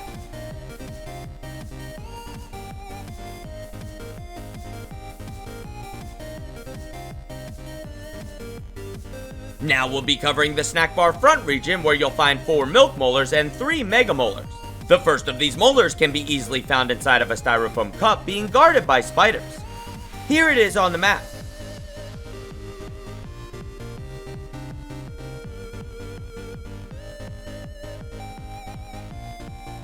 The next 2 molars are both found inside of the hatchery anthill and are the toughest to find in my opinion. In order to reach them, you'll want to start at the south entrance into the anthill. Here it is on the map.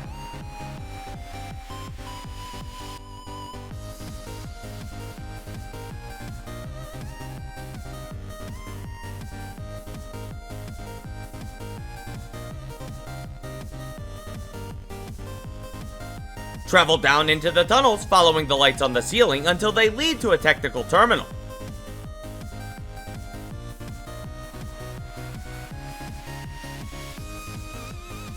Follow the black cable on the ground that leads out of the terminal until you reach a cavern with a random ladder.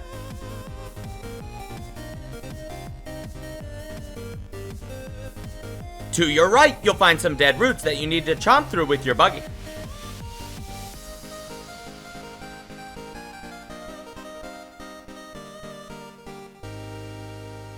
Continue following the tunnel down until you find another technical terminal and then take a left and go down another tunnel. At the end of the tunnel, you'll find a room with red soldier ant eggs.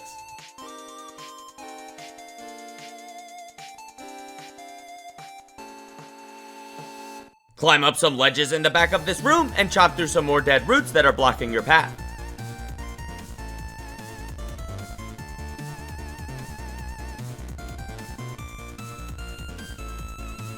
In the back of this tunnel, you'll find a mega molar. Here it is on the map.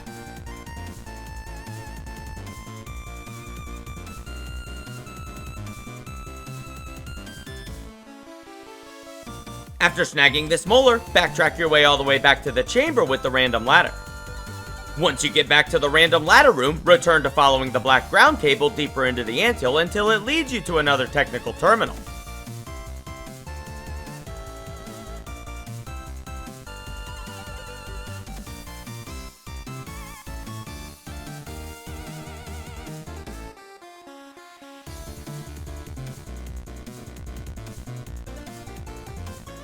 At this terminal, turn left and follow more ceiling lights until they lead you to a subterranean lab module.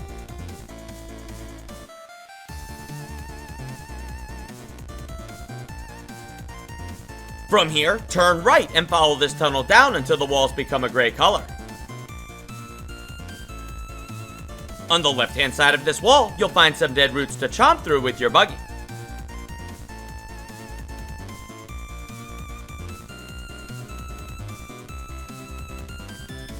You'll find the next molar waiting for you at the bottom of the tunnel. Here it is on the map.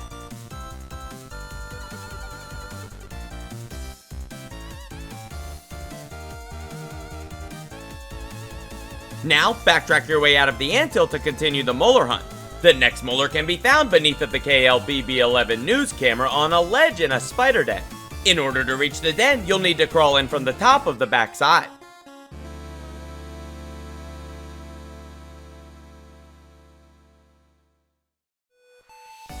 After crawling through, you can drop down onto the ledge to get the Mega Molar. Here it is on the map.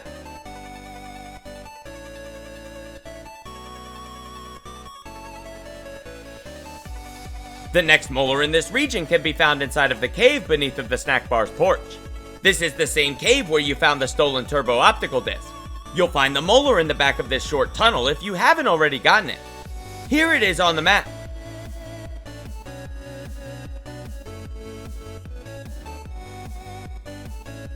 To reach the next molar, you'll need to get on top of the Snackbar's porch.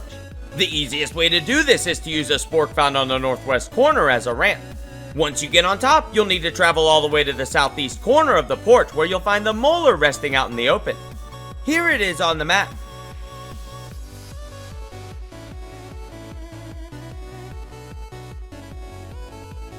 The final molar in this region can be found on top of the headless burgle body. In order to reach it, you'll need to cross a few web bridges, which is easier with the Orb-Weaver Buggy that you'll get later, but it's not necessarily a requirement. Travel to the spatula side of Burgle and then use the robot's arm, along with a few web bridges, to reach the top.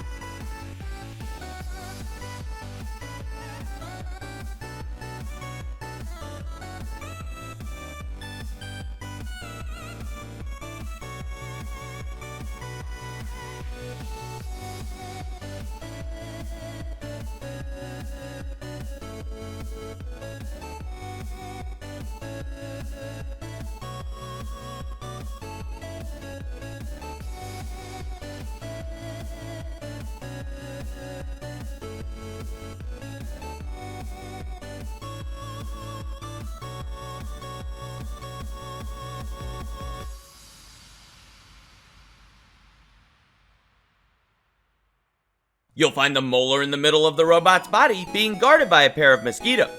Here it is on the map.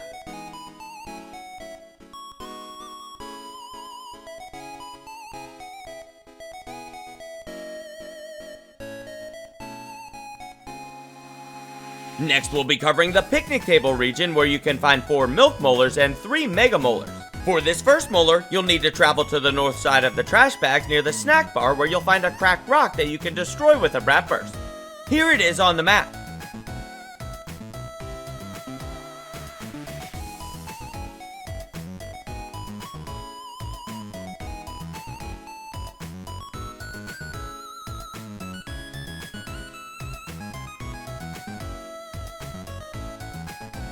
After destroying the cracked rock, travel into the tunnel where you'll discover the molar resting on the left side wall.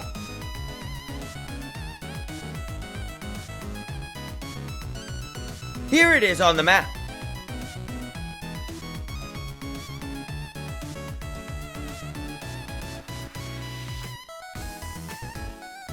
Next, travel towards the picnic table where you'll be able to find a cave to the south of a Billy Hog hot dog tray. Here it is on the map.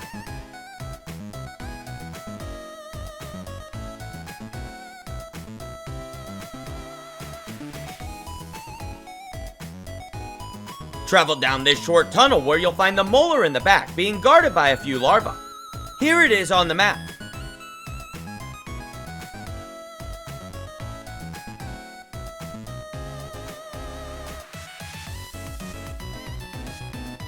The next molar is found down inside of the toxic anthill and is best reached by using the north entrance that's found beneath of the picnic table's tablecloth.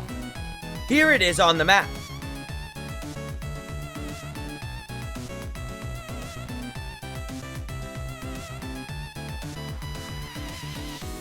Travel down inside of the anthill and take a left at the intersection until you reach a red-walled chamber with bones where you can find the molar along a cavern wall.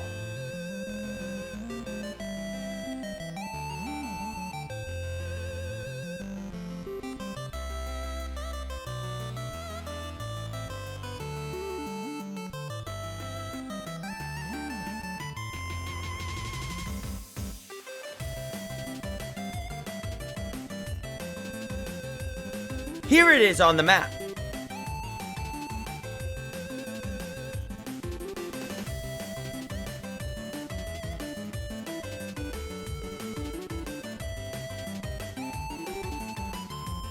Now, you'll need to make your way up onto the top of the tablecloth and use it as a ramp to ascend the picnic table.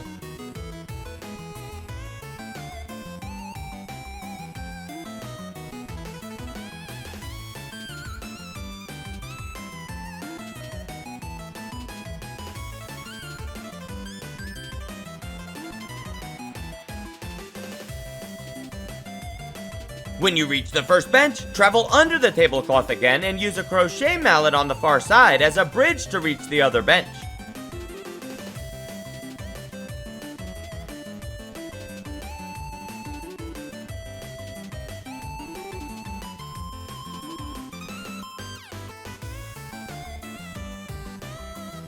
On this bench, you'll find a normal-sized briefcase that you can open using a code that's found around the map. The passcode for the left lock is 137, and the code for the other lock is 514.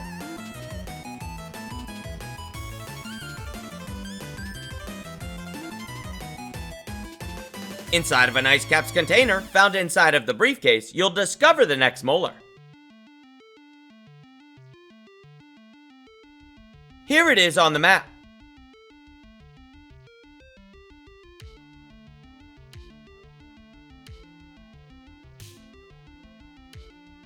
Next, travel over to a nearby cooler and use the drain to get inside.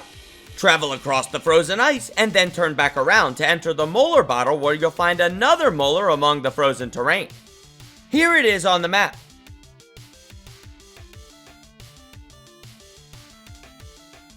Now use the items inside of the cooler as a ramp to reach the top of the table before traveling under the tablecloth again where you'll find a spider den. On top of a hot dog tray, inside of this den, you'll find another molar.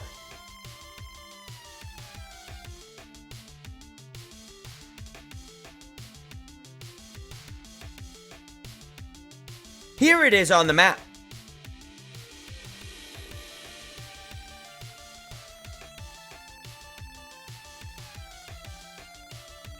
The final molar in this region can be found in a random styrofoam cup that's being guarded by spiders and is located off of the northeast corner of the table. Here it is on the map.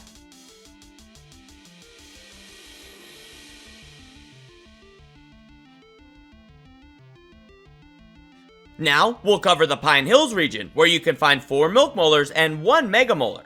The first of these molars can be easily found beneath of the flingman disc that's lodged in the lingonberry hedge.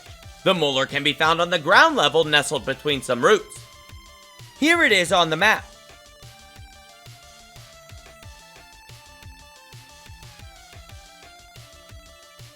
The next 2 molars can be found to the west of the Pine Hills Ranger Outpost, and you probably already got them since they're directly linked to a story quest. Here it is on the map.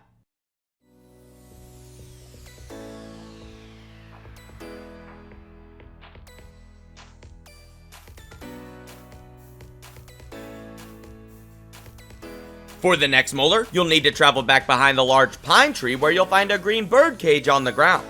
Inside of this partially buried cage, you'll find another mega molar. Here it is on the map.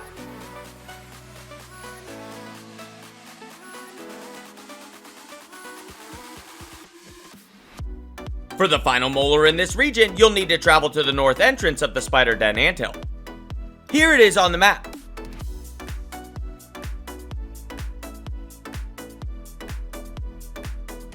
Follow the tunnels down inside as if you were heading towards the memorial crate until you find a chamber with quartzite and marble being suspended by cave formations.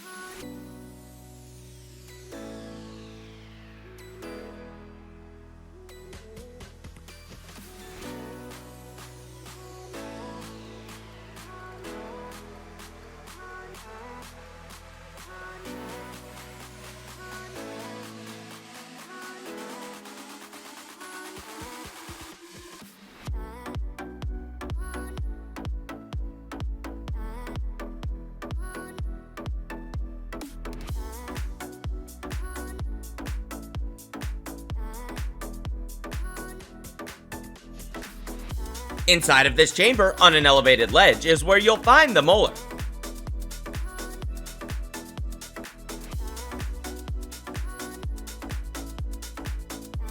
Here it is on the map.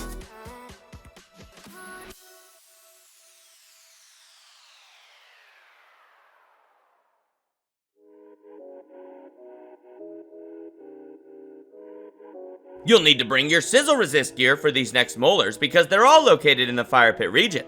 For the first 2 molars, you'll actually need to get inside of the fire pit, which can be done by climbing the melted army man and jumping through a hole on the frame. Here it is on the map.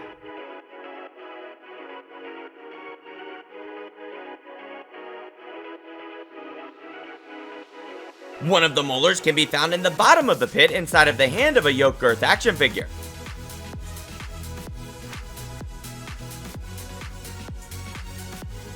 Here it is on the map.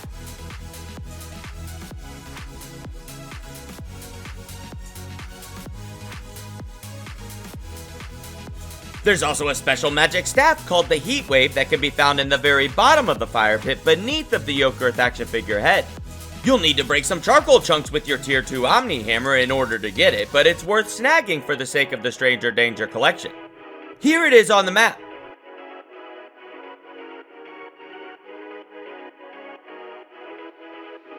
Next, use the pile of burning debris to climb your way to the very top of the grill cover, where you'll encounter a cockroach queen.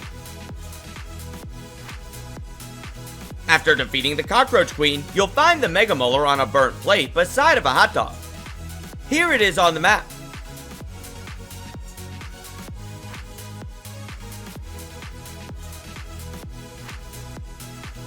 Next, travel to the north side of the fire pit, where you can locate a cave on the northwest side of the normal sized log bench. This cave will be marked with the stranger symbol, so look for that if you're having trouble finding it. Here it is on the map.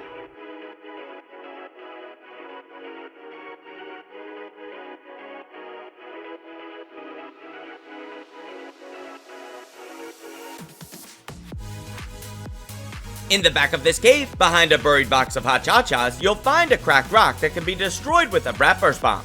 Behind the rock, you'll find the molar in a hidden chamber. You can also check a nearby treasure chest in this room to obtain what is arguably the best one-handed weapon currently available in the game, the Pinchwhacker. Here it is on the map.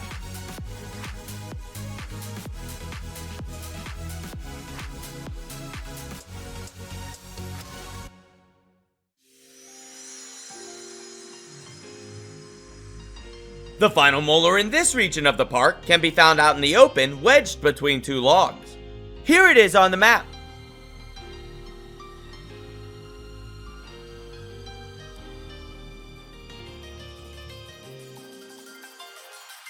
The next region we're covering is the Grass Games, where you can find only 2 milk molars. One of these molars can be found beneath of the giant sprinkler to the east of the skateboard, wedged between some rocks and guarded by mosquitoes. Here it is on the map.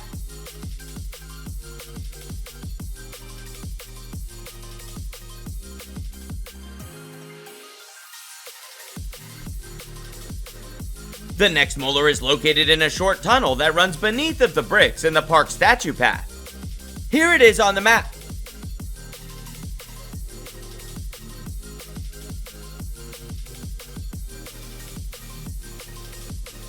To the south of here is the ceremony region, where you can find 2 milk molars and 2 mega molars.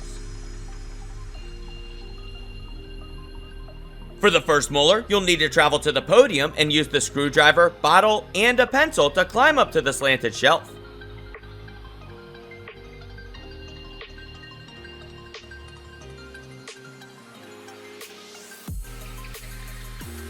On the far side of the slanted shelf, you'll find a styrofoam cup with a mega molar inside.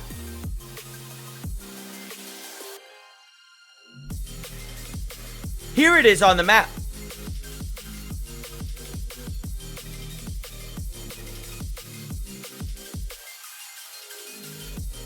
These next 2 molars are located on the east and west sides of a large stone. The east side molar can be found nestled in a small outcropping beneath of the stone and will be guarded by spiders. Here it is on the map.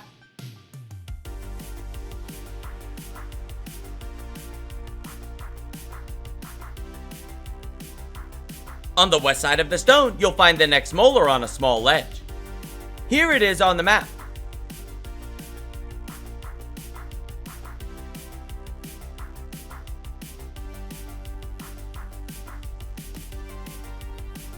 The final molar in this region can be found inside of the terrarium's back corner, nestled between some twigs and a stone. Here it is on the map.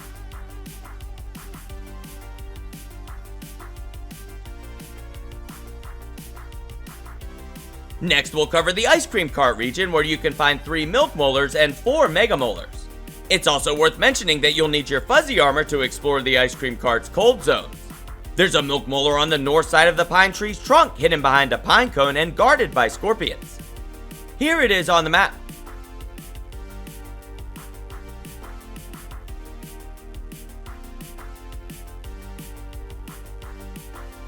For the next molar, you'll need to travel beneath of the ice cream cart, where you can find a cave that leads underground. Here it is on the map.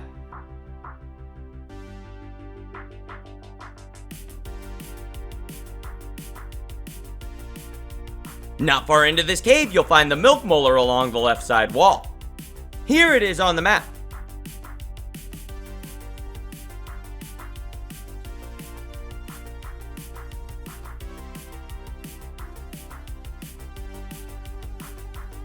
If you travel to the east side of the ice cream cart, you'll discover a cave entrance that leads down into a frozen larva cave. Here it is on the map.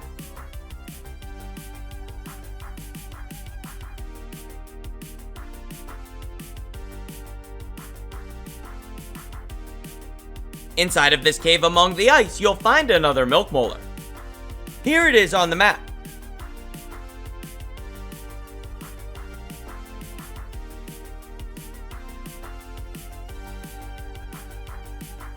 Travel inside of the ice cream cart, and when you enter the main chamber, turn left and make your way to the far side corner, where you'll find the next molar. Here it is on the map.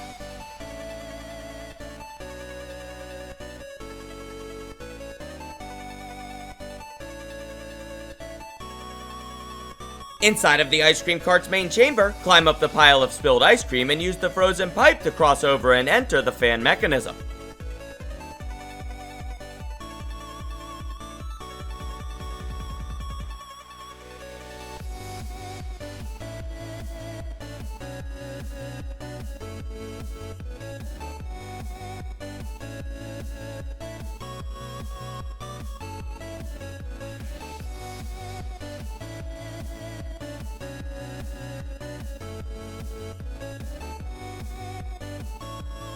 Use the blades of the fan and some nearby leaves to climb up onto the top of the tipped over cart.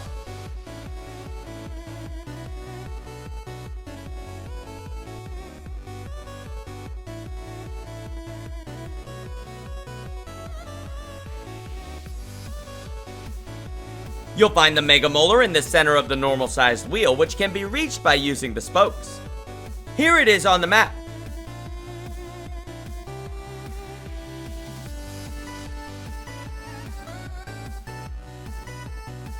Now, backtrack your way into the fan mechanism and drop down into the tunnel beneath of the fan blades. In the bottom of this short ice tunnel, you'll find another Mega Molar. Here it is on the map.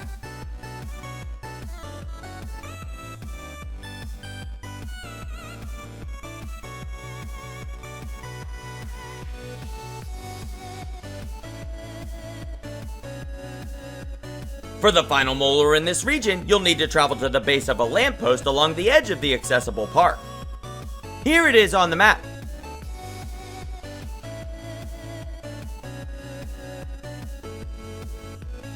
Underneath of this lamppost, you'll find a spider den and a tunnel that leads into a scorpion nest, so get ready to do some bashing.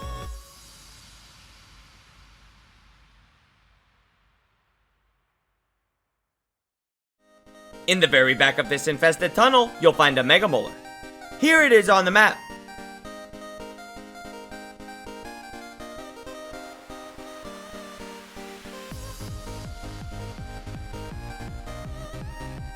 Next, we'll cover the final region currently available in the game, the Statue region, where you can find 4 Milk Molars and 1 Mega Molar. If you travel to the northwest area of the Garden Bed Zone, you'll find a Molar in the middle of a red ball. Here it is on the map.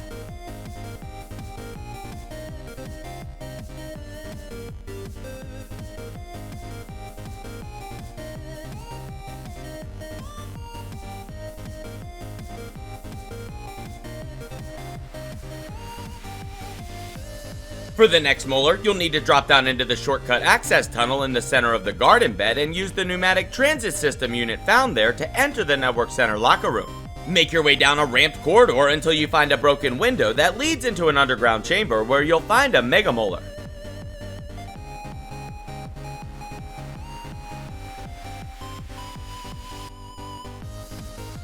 Here it is on the map.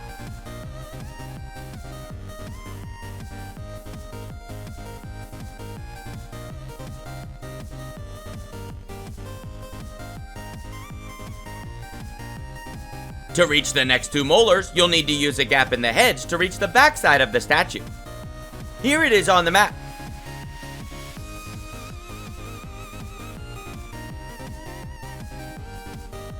You'll find the first molar wedged between the roots not long after entering the gap beneath of the hedge. Here it is on the map.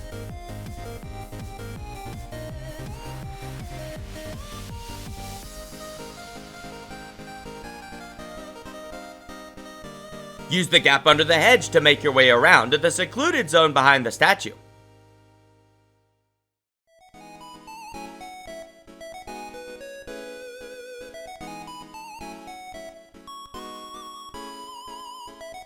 You'll need to use a nearby twig leaning on a styrofoam cup to climb up and then jump over onto a concrete platform.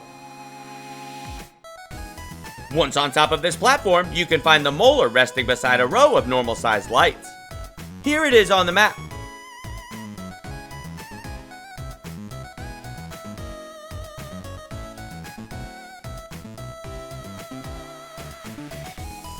The final milk molar is located in the northerly rose garden and can actually be obtained during the Chapter 1 finale quest.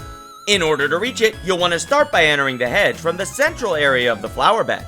You'll also have to take down a ton of orc creatures, as this route is directly linked to the Assault on the Network Center questline.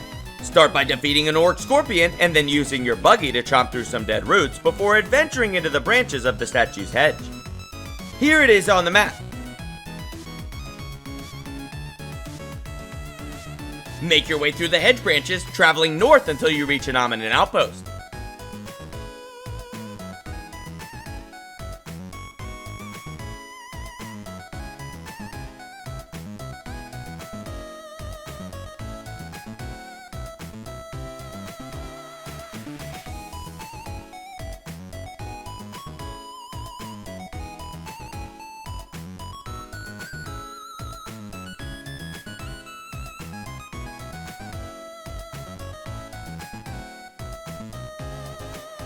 Here it is on the map.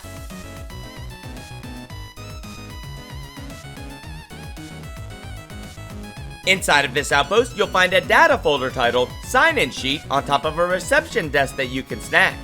There's also a bunch of Gramble's granola bars located in this reception outpost, so stock up. Now, using the branch beneath of the outpost, continue traveling north until you reach more dead roots to chomp through with your buggy.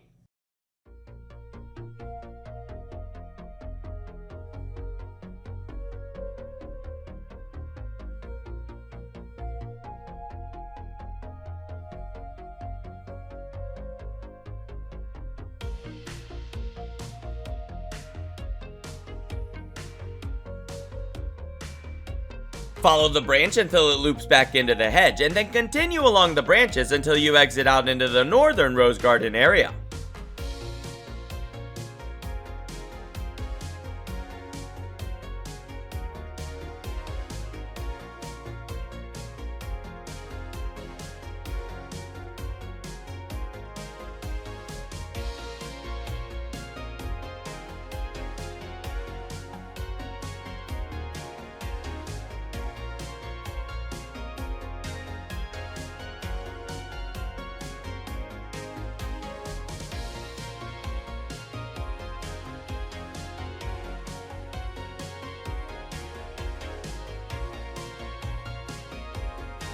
You'll find the final molar beneath of a rose plant being guarded by orc spiders in the northern area of this zone. Here it is on the map.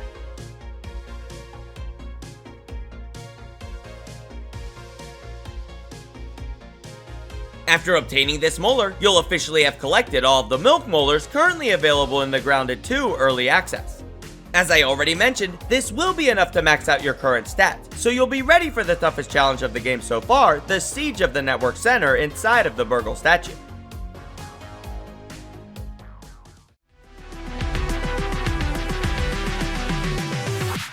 In this section of the guide, we'll be covering how to complete the Network Center questline, where to find the final pieces of available data, and how to survive the Chapter 1 boss fight at the end. Start your journey by traveling to the flower bed, where you'll find entrances into the statue's hedge being guarded by scorpions with unique names. Here it is on the map. After defeating the scorpion, use your buggy's chompers to break through the dead roots and follow the branches up into the hedge. You'll notice shrunken lights and wiring hanging along some of the branches that can help guide you to an Omni outpost. If you haven't gotten it yet, there's a data folder titled Sign-In Sheet that can be found inside on a desk. Follow the branch beneath of the outpost and advance further until you arrive at the North Rose Garden, where you'll spot a red ribbon spanning the area.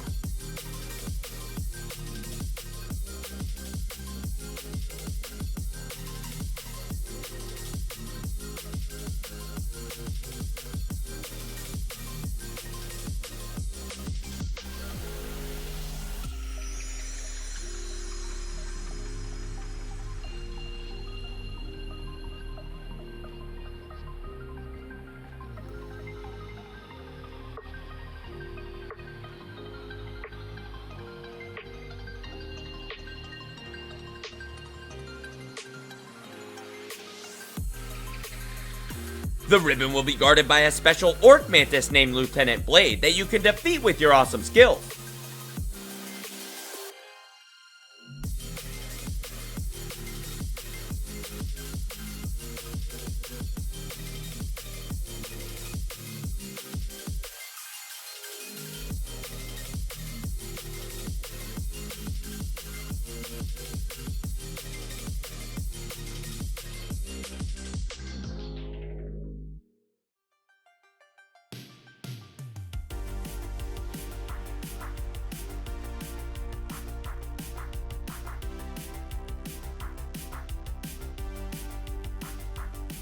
Follow the ribbon back up into the hedge behind the statue and continue through the branches. You'll pass by another Omni outpost, but there's nothing important inside, so you can skip it if you want.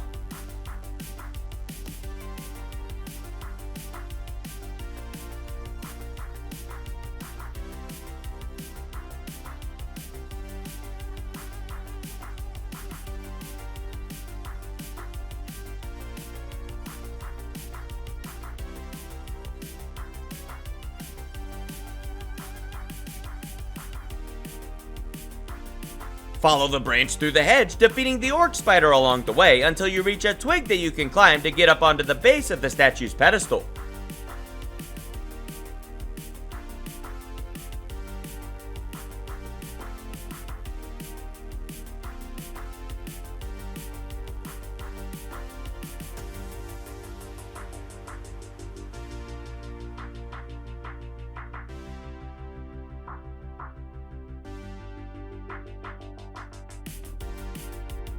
Between the treads of the Burgle statue, you'll discover a ladder that you can use to get into the network center. It's also worth mentioning that your buggy won't be able to follow you, and there's a bunch of loot to collect inside, so I suggest you offload as much as you can into the buggy's inventory before proceeding. It's also wise to keep in mind that this is the finale of the first chapter, so I hope you brought your bestest gear, turned on your strongest combat mutations, and have a healthy supply of granola bars because it's bashin' time. When you're ready to proceed, climb the ladder and enter the Burgle statue. Here it is on the map.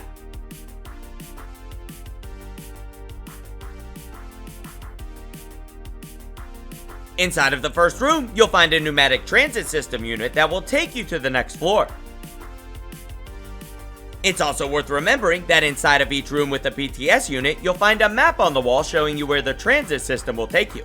After arriving in the reception room of the network center, you'll be taunted by Miss Stranger Danger over the Scabby, prompting a response from your playable hero if you wait. Start by making your way through the door to the right of the reception desk and turn left after entering the next room, where you'll find a data recording titled Ominous Audio Guide to Emergency Evacuation on the floor. Here it is on the map.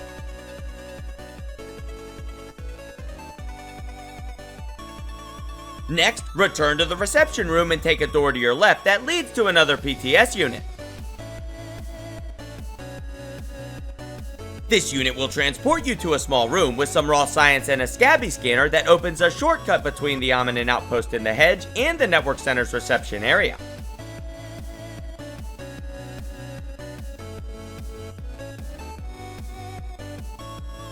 Now, backtrack your way to the room behind the reception desk and continue deeper into the Omni facility.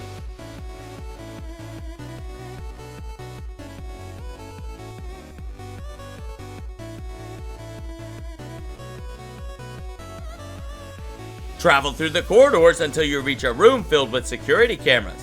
After entering the next room, take the door to your right to find another data folder titled Security Update. Here it is on the map.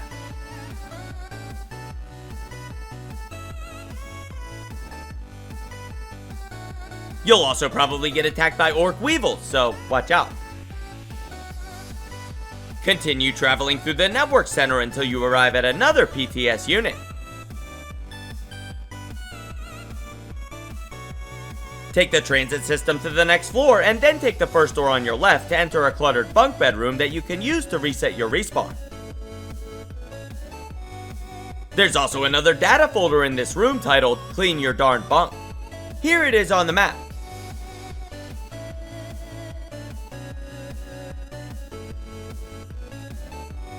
You can also find a ton of healing items around the network center, so grab them if you need them when you see them.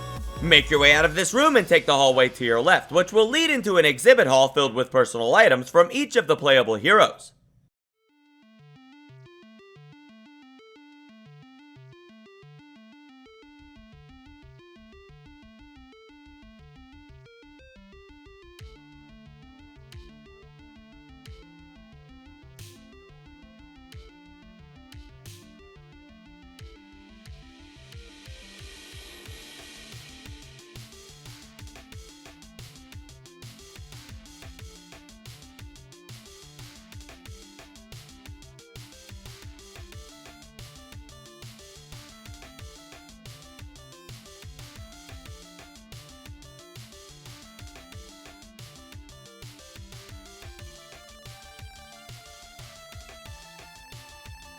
Travel to the next room where you'll find a conference room secluded in the back corner.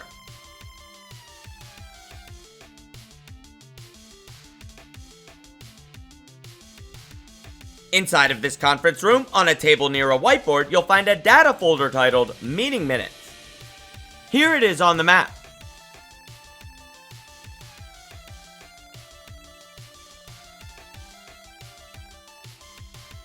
Make your way out of the room and enter a door on the opposite side of the hallway. Inside of this room, on the corner of a desk, you'll find a data recording titled Ominent Orientation Network Center. Here it is on the map.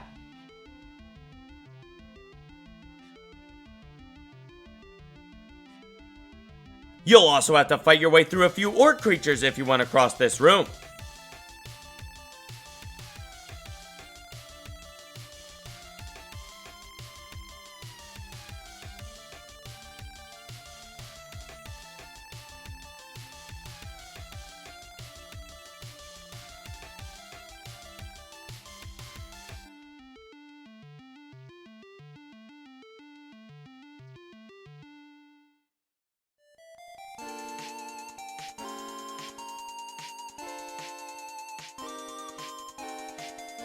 On the far side of the room, you'll find another PTS unit that'll transport you to the next floor of the facility.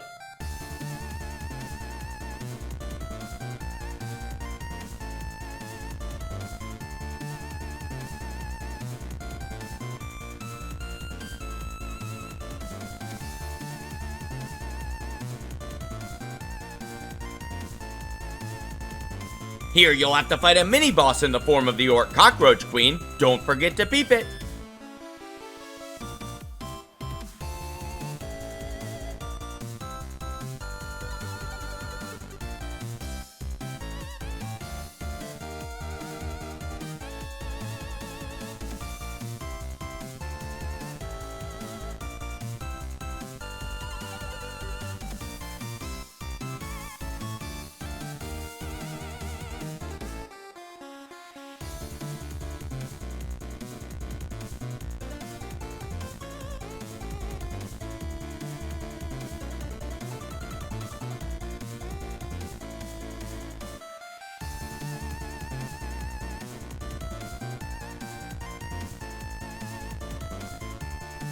After defeating the orc mini-boss, you'll receive a special trinket, and you'll be able to check the upper walkway for an ominous corpse that you can rummage through to find the network center access pass. Here it is on the map.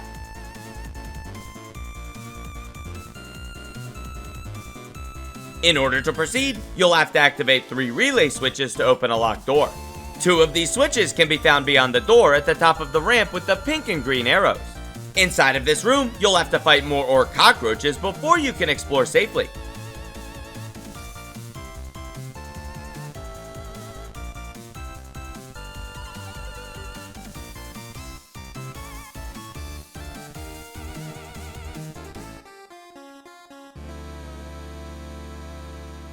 After defeating the enemies, travel to the left side of the room where you can find a data folder titled Confused Note.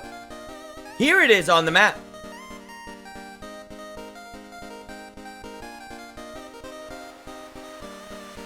You can also find a data recording titled Ominent Orientation Secret Science Division underneath of a television in the back corner. Here it is on the map.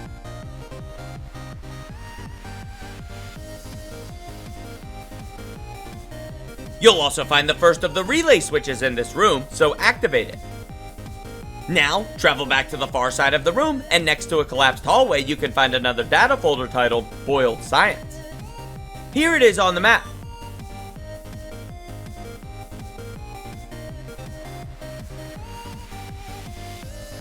Next, drop down into a section of a destroyed wall and travel around to a room with the next relay switch that you'll need to activate.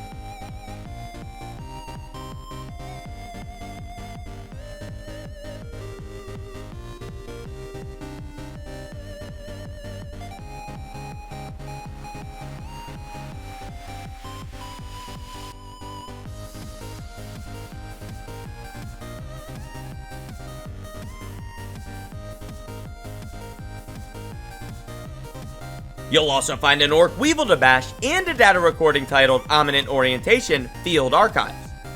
Here it is on the map.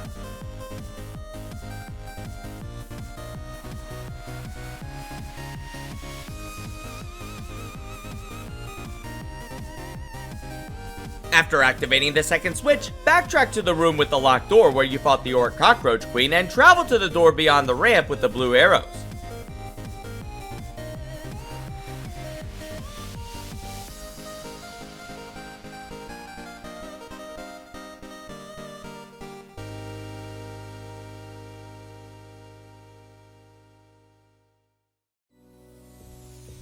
Inside of this room, you'll find a few orc cockroach nymphs to deal with before you can search for the relay switch safely.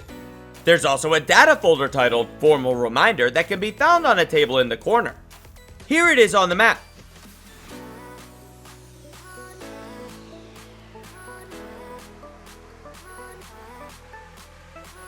You can also find another data recording titled Ominent Orientation Monitoring Station behind a tipped over chair close to the final relay switch. Here it is on the map.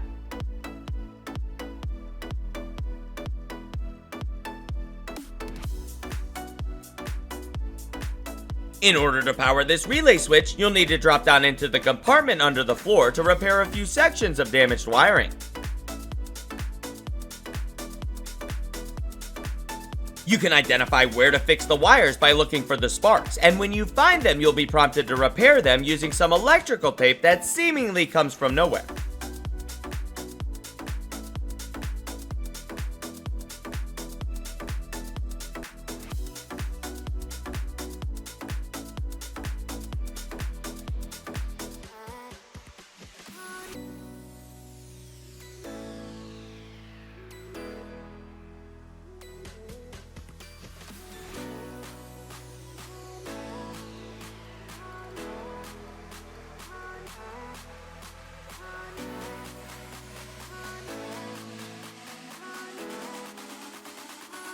Once the wire has been completely repaired, you can return to the final relay switch and flip it. With all 3 relays activated, return to the room where you fought the orc cockroach queen and press the large button to unlock the door.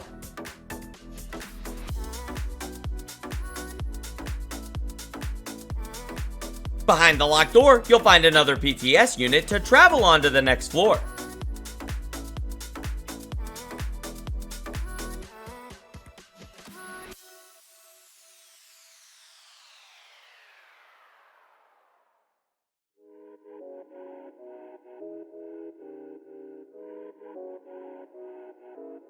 Here, you'll have to battle your way through a series of server rooms and ventilation shafts until you reach another PTS unit on the far side of another locked door.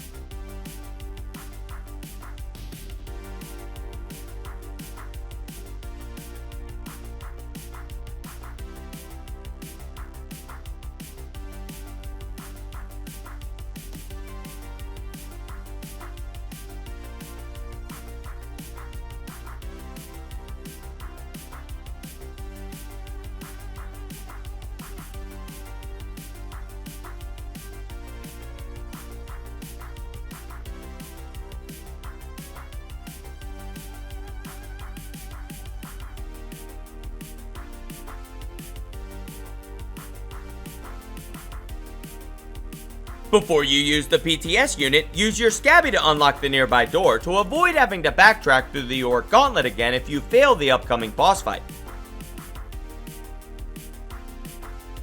When you're ready to face the Chapter 1 boss fight, take the PTS up to the final floor of the Network Center where you'll discover another Scabby scanner. Before activating the scanner, check a nearby bench for a data folder titled Confidential Report and a recording titled Away Message. Here it is on the map.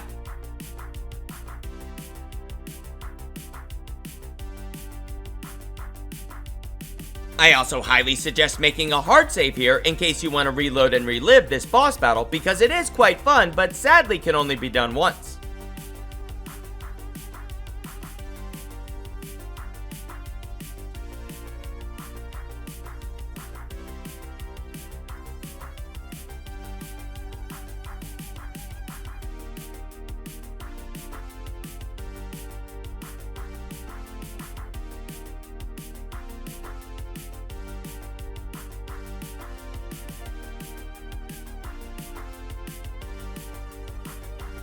Upon activating the Scabby scanner, you'll be greeted to possibly the coolest cutscene so far in the entire Grounded franchise as Miss Stranger Danger jumps down to confront you. As far as boss fights go in Grounded, this is the best one yet. You'll be forced to fight against another shrunken spacer mutant that wears armor and carries weapons just like you. They also have additional combo strings, enhanced mutations, and will even consume a smoothie halfway through the fight to stack combat buffs and regenerate their own health.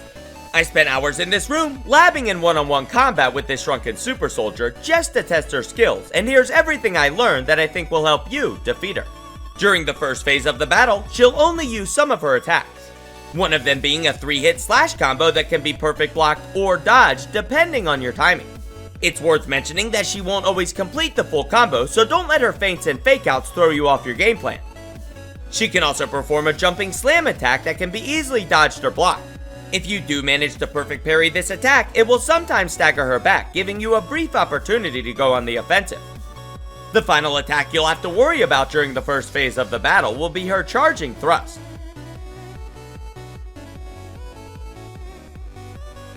After you reduce her health to about half, she'll drink a smoothie to boost her attack stats and regenerate her health.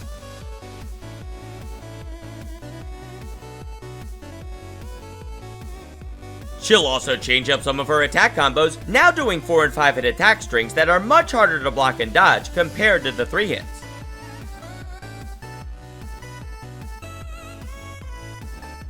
She'll continue to use her stab and jump attacks, but will also have an explosive candy magic attack that can only be dodged.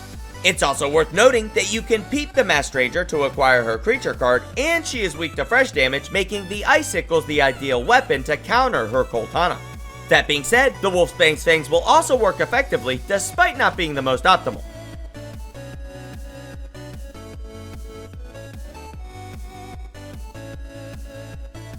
After almost defeating her, she'll retreat from the arena and send in an Orc Wolf Spider to conclude the fight. This is the only Orc Wolf Spider currently available in the game, so much like Miss Stranger Danger, don't forget to peep it. As for the fight, Bandit the Orc Wolfie fights exactly the same as a regular Wolf Spider, so you already know what you have to do.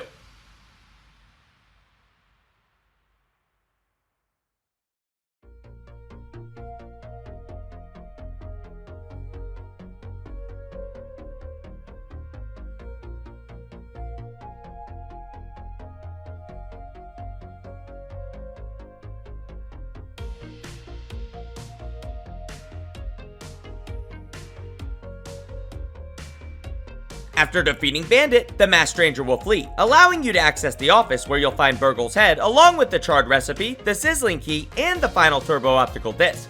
You'll also be contacted by Sloane from a nearby phone, which will conclude the first chapter of the early access. But there's still a few things left to do to fully 100% the currently available game. For starters, the charred recipe will unlock the blueprint to craft the spicy Coltana, and the sizzling key can be used to acquire the spicy globs needed to craft it. As for the final optical disc, it will unlock the recipes needed to tame the Orbweaver Spider Buggy.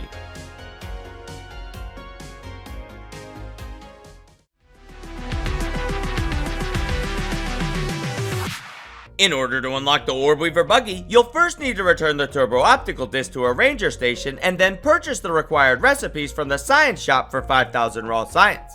You'll next need to gather the resources required to craft the saddle. For the Orbweaver saddle, you'll need 3 blueberry leathers, 4 red ant mandibles, and 3 acorn shells. You also might consider building a spider nest to store and rename your new buggy using 6 wheat stems, 6 pine needles, 6 web fibers, and 4 silk ropes. You'll also need a hatchery, which you should already have from when you got your ant buggy. The final thing you'll need is an Orbweaver spider egg. There's a few places around the park where you can find these eggs, but I think the best location is the spider den beneath of the normal sized burgle body. Here it is on the map.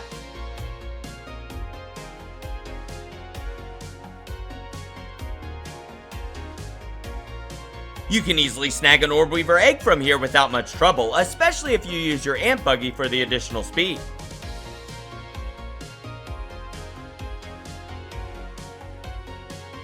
Once you have the egg, return to your hatchery to incubate it. The incubation process will take 24 in-game hours before you can claim the Orbweaver Buggy. The Orbweaver has more health and stamina than the red soldier ant, but it's also bigger, meaning it can't fit into many caves and tunnels found around the park. It also tends to get stuck on the yard's terrain more frequently than the ant, which is a shame because it really is faster. It's also supposed to deal more damage, but I feel like the ant deals more stun, which can be more useful in combat situations because the player always deals the most damage anyway. The big feature of the Orbweaver Buggy is that it can walk on the web bridges. But it can't haul planks or stems, and technically with the edge glitch, the ant can cross the web bridges too. So with all of that being said, unless the Orb Weaver gets some serious buffs to its attack power, I still recommend sticking with the more versatile Ant Buggy as your main mode of transportation.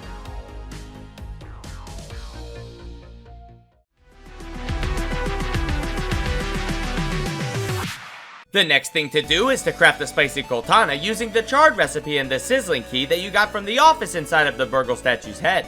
You'll first need to locate this sizzling chest, which can be found at the base of the most southerly tree trunk in the Pine Hill region. You can find the sizzling chest buried beneath of the roots behind a large rock that's marked with the Buster Cap Gun round. Here it is on the map.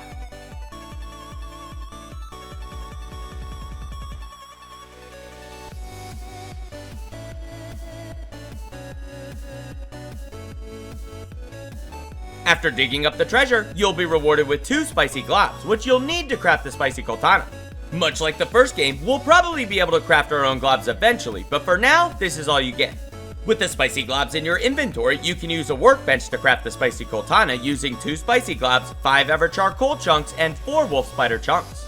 The Coltana is a fast and agile weapon that uses spicy damage to inflict sizzle and burn onto your enemies. Unfortunately, you won't be able to do the cool jump attack, extended combo strings, or candy special move like Miss Stranger Danger could, but you can cook weevils and aphids with it on the fly.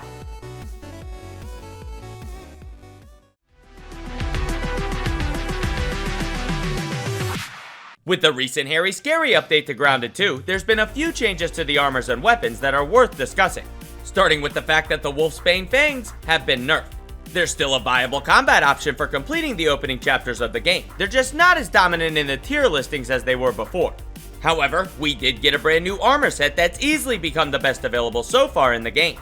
This being the Praying Mantis armor, which can be built using parts from various creatures, most notably praying mantises. Here's a map showing you some of their spawn locations. In order to craft the Praying Mantis mask, you'll need 1 Praying Mantis head, 2 Stinkbug gas stacks, and 3 crow feather pieces. The Praying Mantis vest requires 1 Praying Mantis claw, 5 Praying Mantis chunks, and 4 crow feather pieces. And the Praying Mantis greaves cost 1 Praying Mantis claw, 4 Praying Mantis chunks, and 5 silk ropes. Much like the wolf spider armor, the Mantis armor is a rogue set, meaning it will boost the critical hit chance of the third swing in your attack combo. It also has a bonus skill called Critical Haste that will boost your attack speed every time you do land a critical strike. The helmet also functions as a gas mask, so no more carrying around a weevil mask for those random stink zones. But wait, there's more, because by wearing the full set, you also gain another set bonus effect called Critical Recovery, which triggers some momentary health regeneration with each critical hit.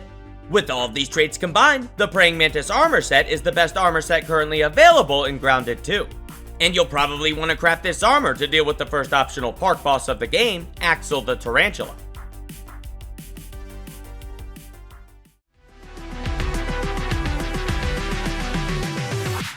The first thing you'll need to do once you're ready to fight the new Tarantula boss is to unlock the recipe to craft the Poached Roast.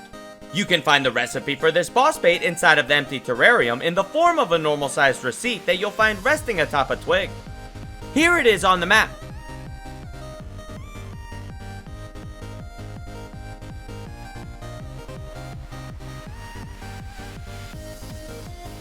Next, you'll need to prepare the roast at a cookery station using 1 roach head, 4 roach chunks, 3 garden snail slimes, and 1 Everchar coal chunk. When the bait is ready, you'll need to travel to the northwest corner of the Pine Hill region where you'll find a partially buried bird cage behind one of the trees. Not far from this cage, you'll find a tunnel that leads into Axel's boss arena. Here it is on the map.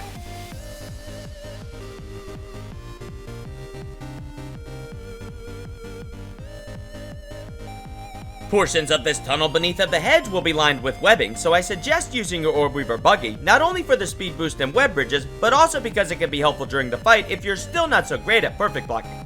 The tunnel leads into a special landmark arena known as Battlefield 1992, where you can summon the boss by interacting with a nearby egg cluster. Axel is the largest boss so far in the Grounded franchise, and your first time fighting it, I recommend using a full set of Praying Mantis armor, a Bombardier buckler shield, and a Pinchwhacker for extra stun. You should also have plenty of healing items, preferably granola bars, and make sure to peep Axel to get the creature card before the battle starts.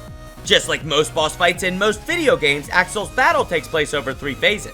During the first phase, the attacks are relatively slow and can easily be blocked and dodged. Axel's bite attacks come in 2 forms during this phase, one of them being a single strike and the other being a 3-hit combo. Both of these attacks should be perfect block to build up stun damage against the creature. It also has a stomp attack that you'll need to dodge, because even if you perfect block it, it'll still do damage. You should also try to avoid its feet when it moves, as even its small steps can deal minor damage if they brush into you. The best approach to defeating Axel is to try and stun it and then jump onto its head to attack its scarred weak point while it's down.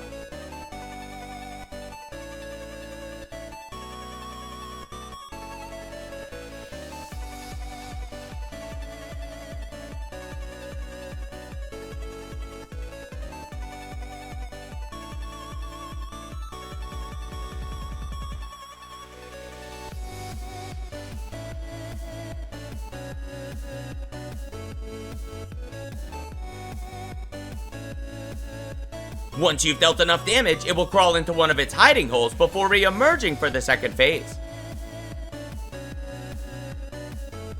During this phase, it will move slightly faster with its attacks. It will also extend its 3-hit combos into 4-hit combos that end with either a bite or a stomp. Block the bites and dodge the stomps, remember that, always. The final new attack for this phase is a venom projectile barrage that can be dodged by moving towards Axel and beneath of the falling venomous hairs. You'll once again want to focus on stunning the tarantula to focus on its weak point until you've dealt enough damage to trigger the final phase.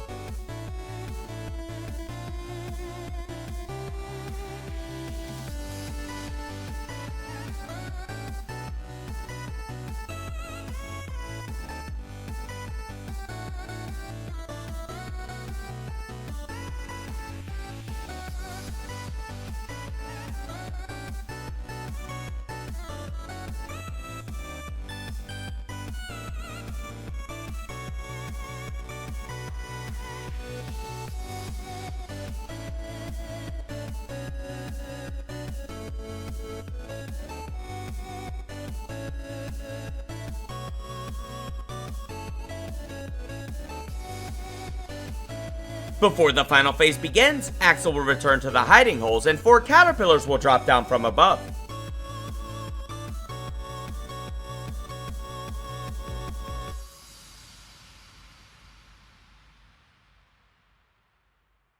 You'll want to try and defeat as many of these caterpillars as you can before Axel has a chance to snatch them.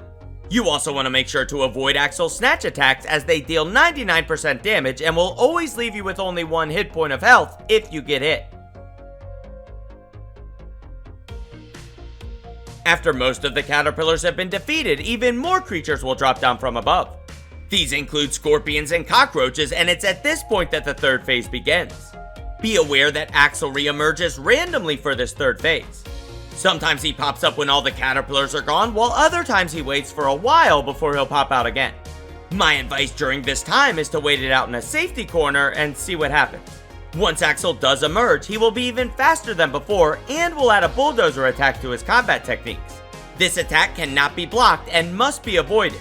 However, if there are any extra creatures still in the arena, Axel's bulldozer attack will usually hit them too, causing them to aggro onto the boss, which can sometimes be helpful. Much like with the first 2 phases, once you get Axel stunned, hit him in the weak spot and you should be able to finish him off. After defeating Axel, you'll be able to analyze the tarantula parts to unlock new armors and weapons. These include the Night Stalker armor set, the Axel's Talon Spear, and the Black Fang Greatbow.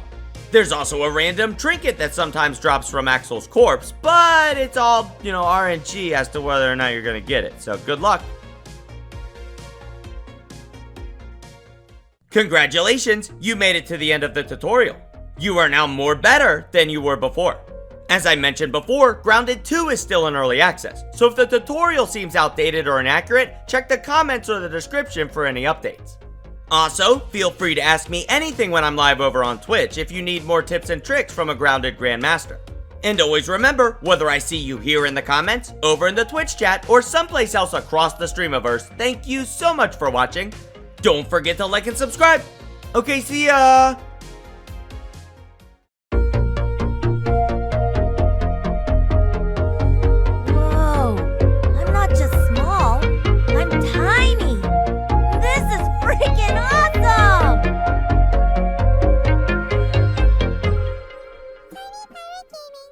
Don't forget to like and subscribe.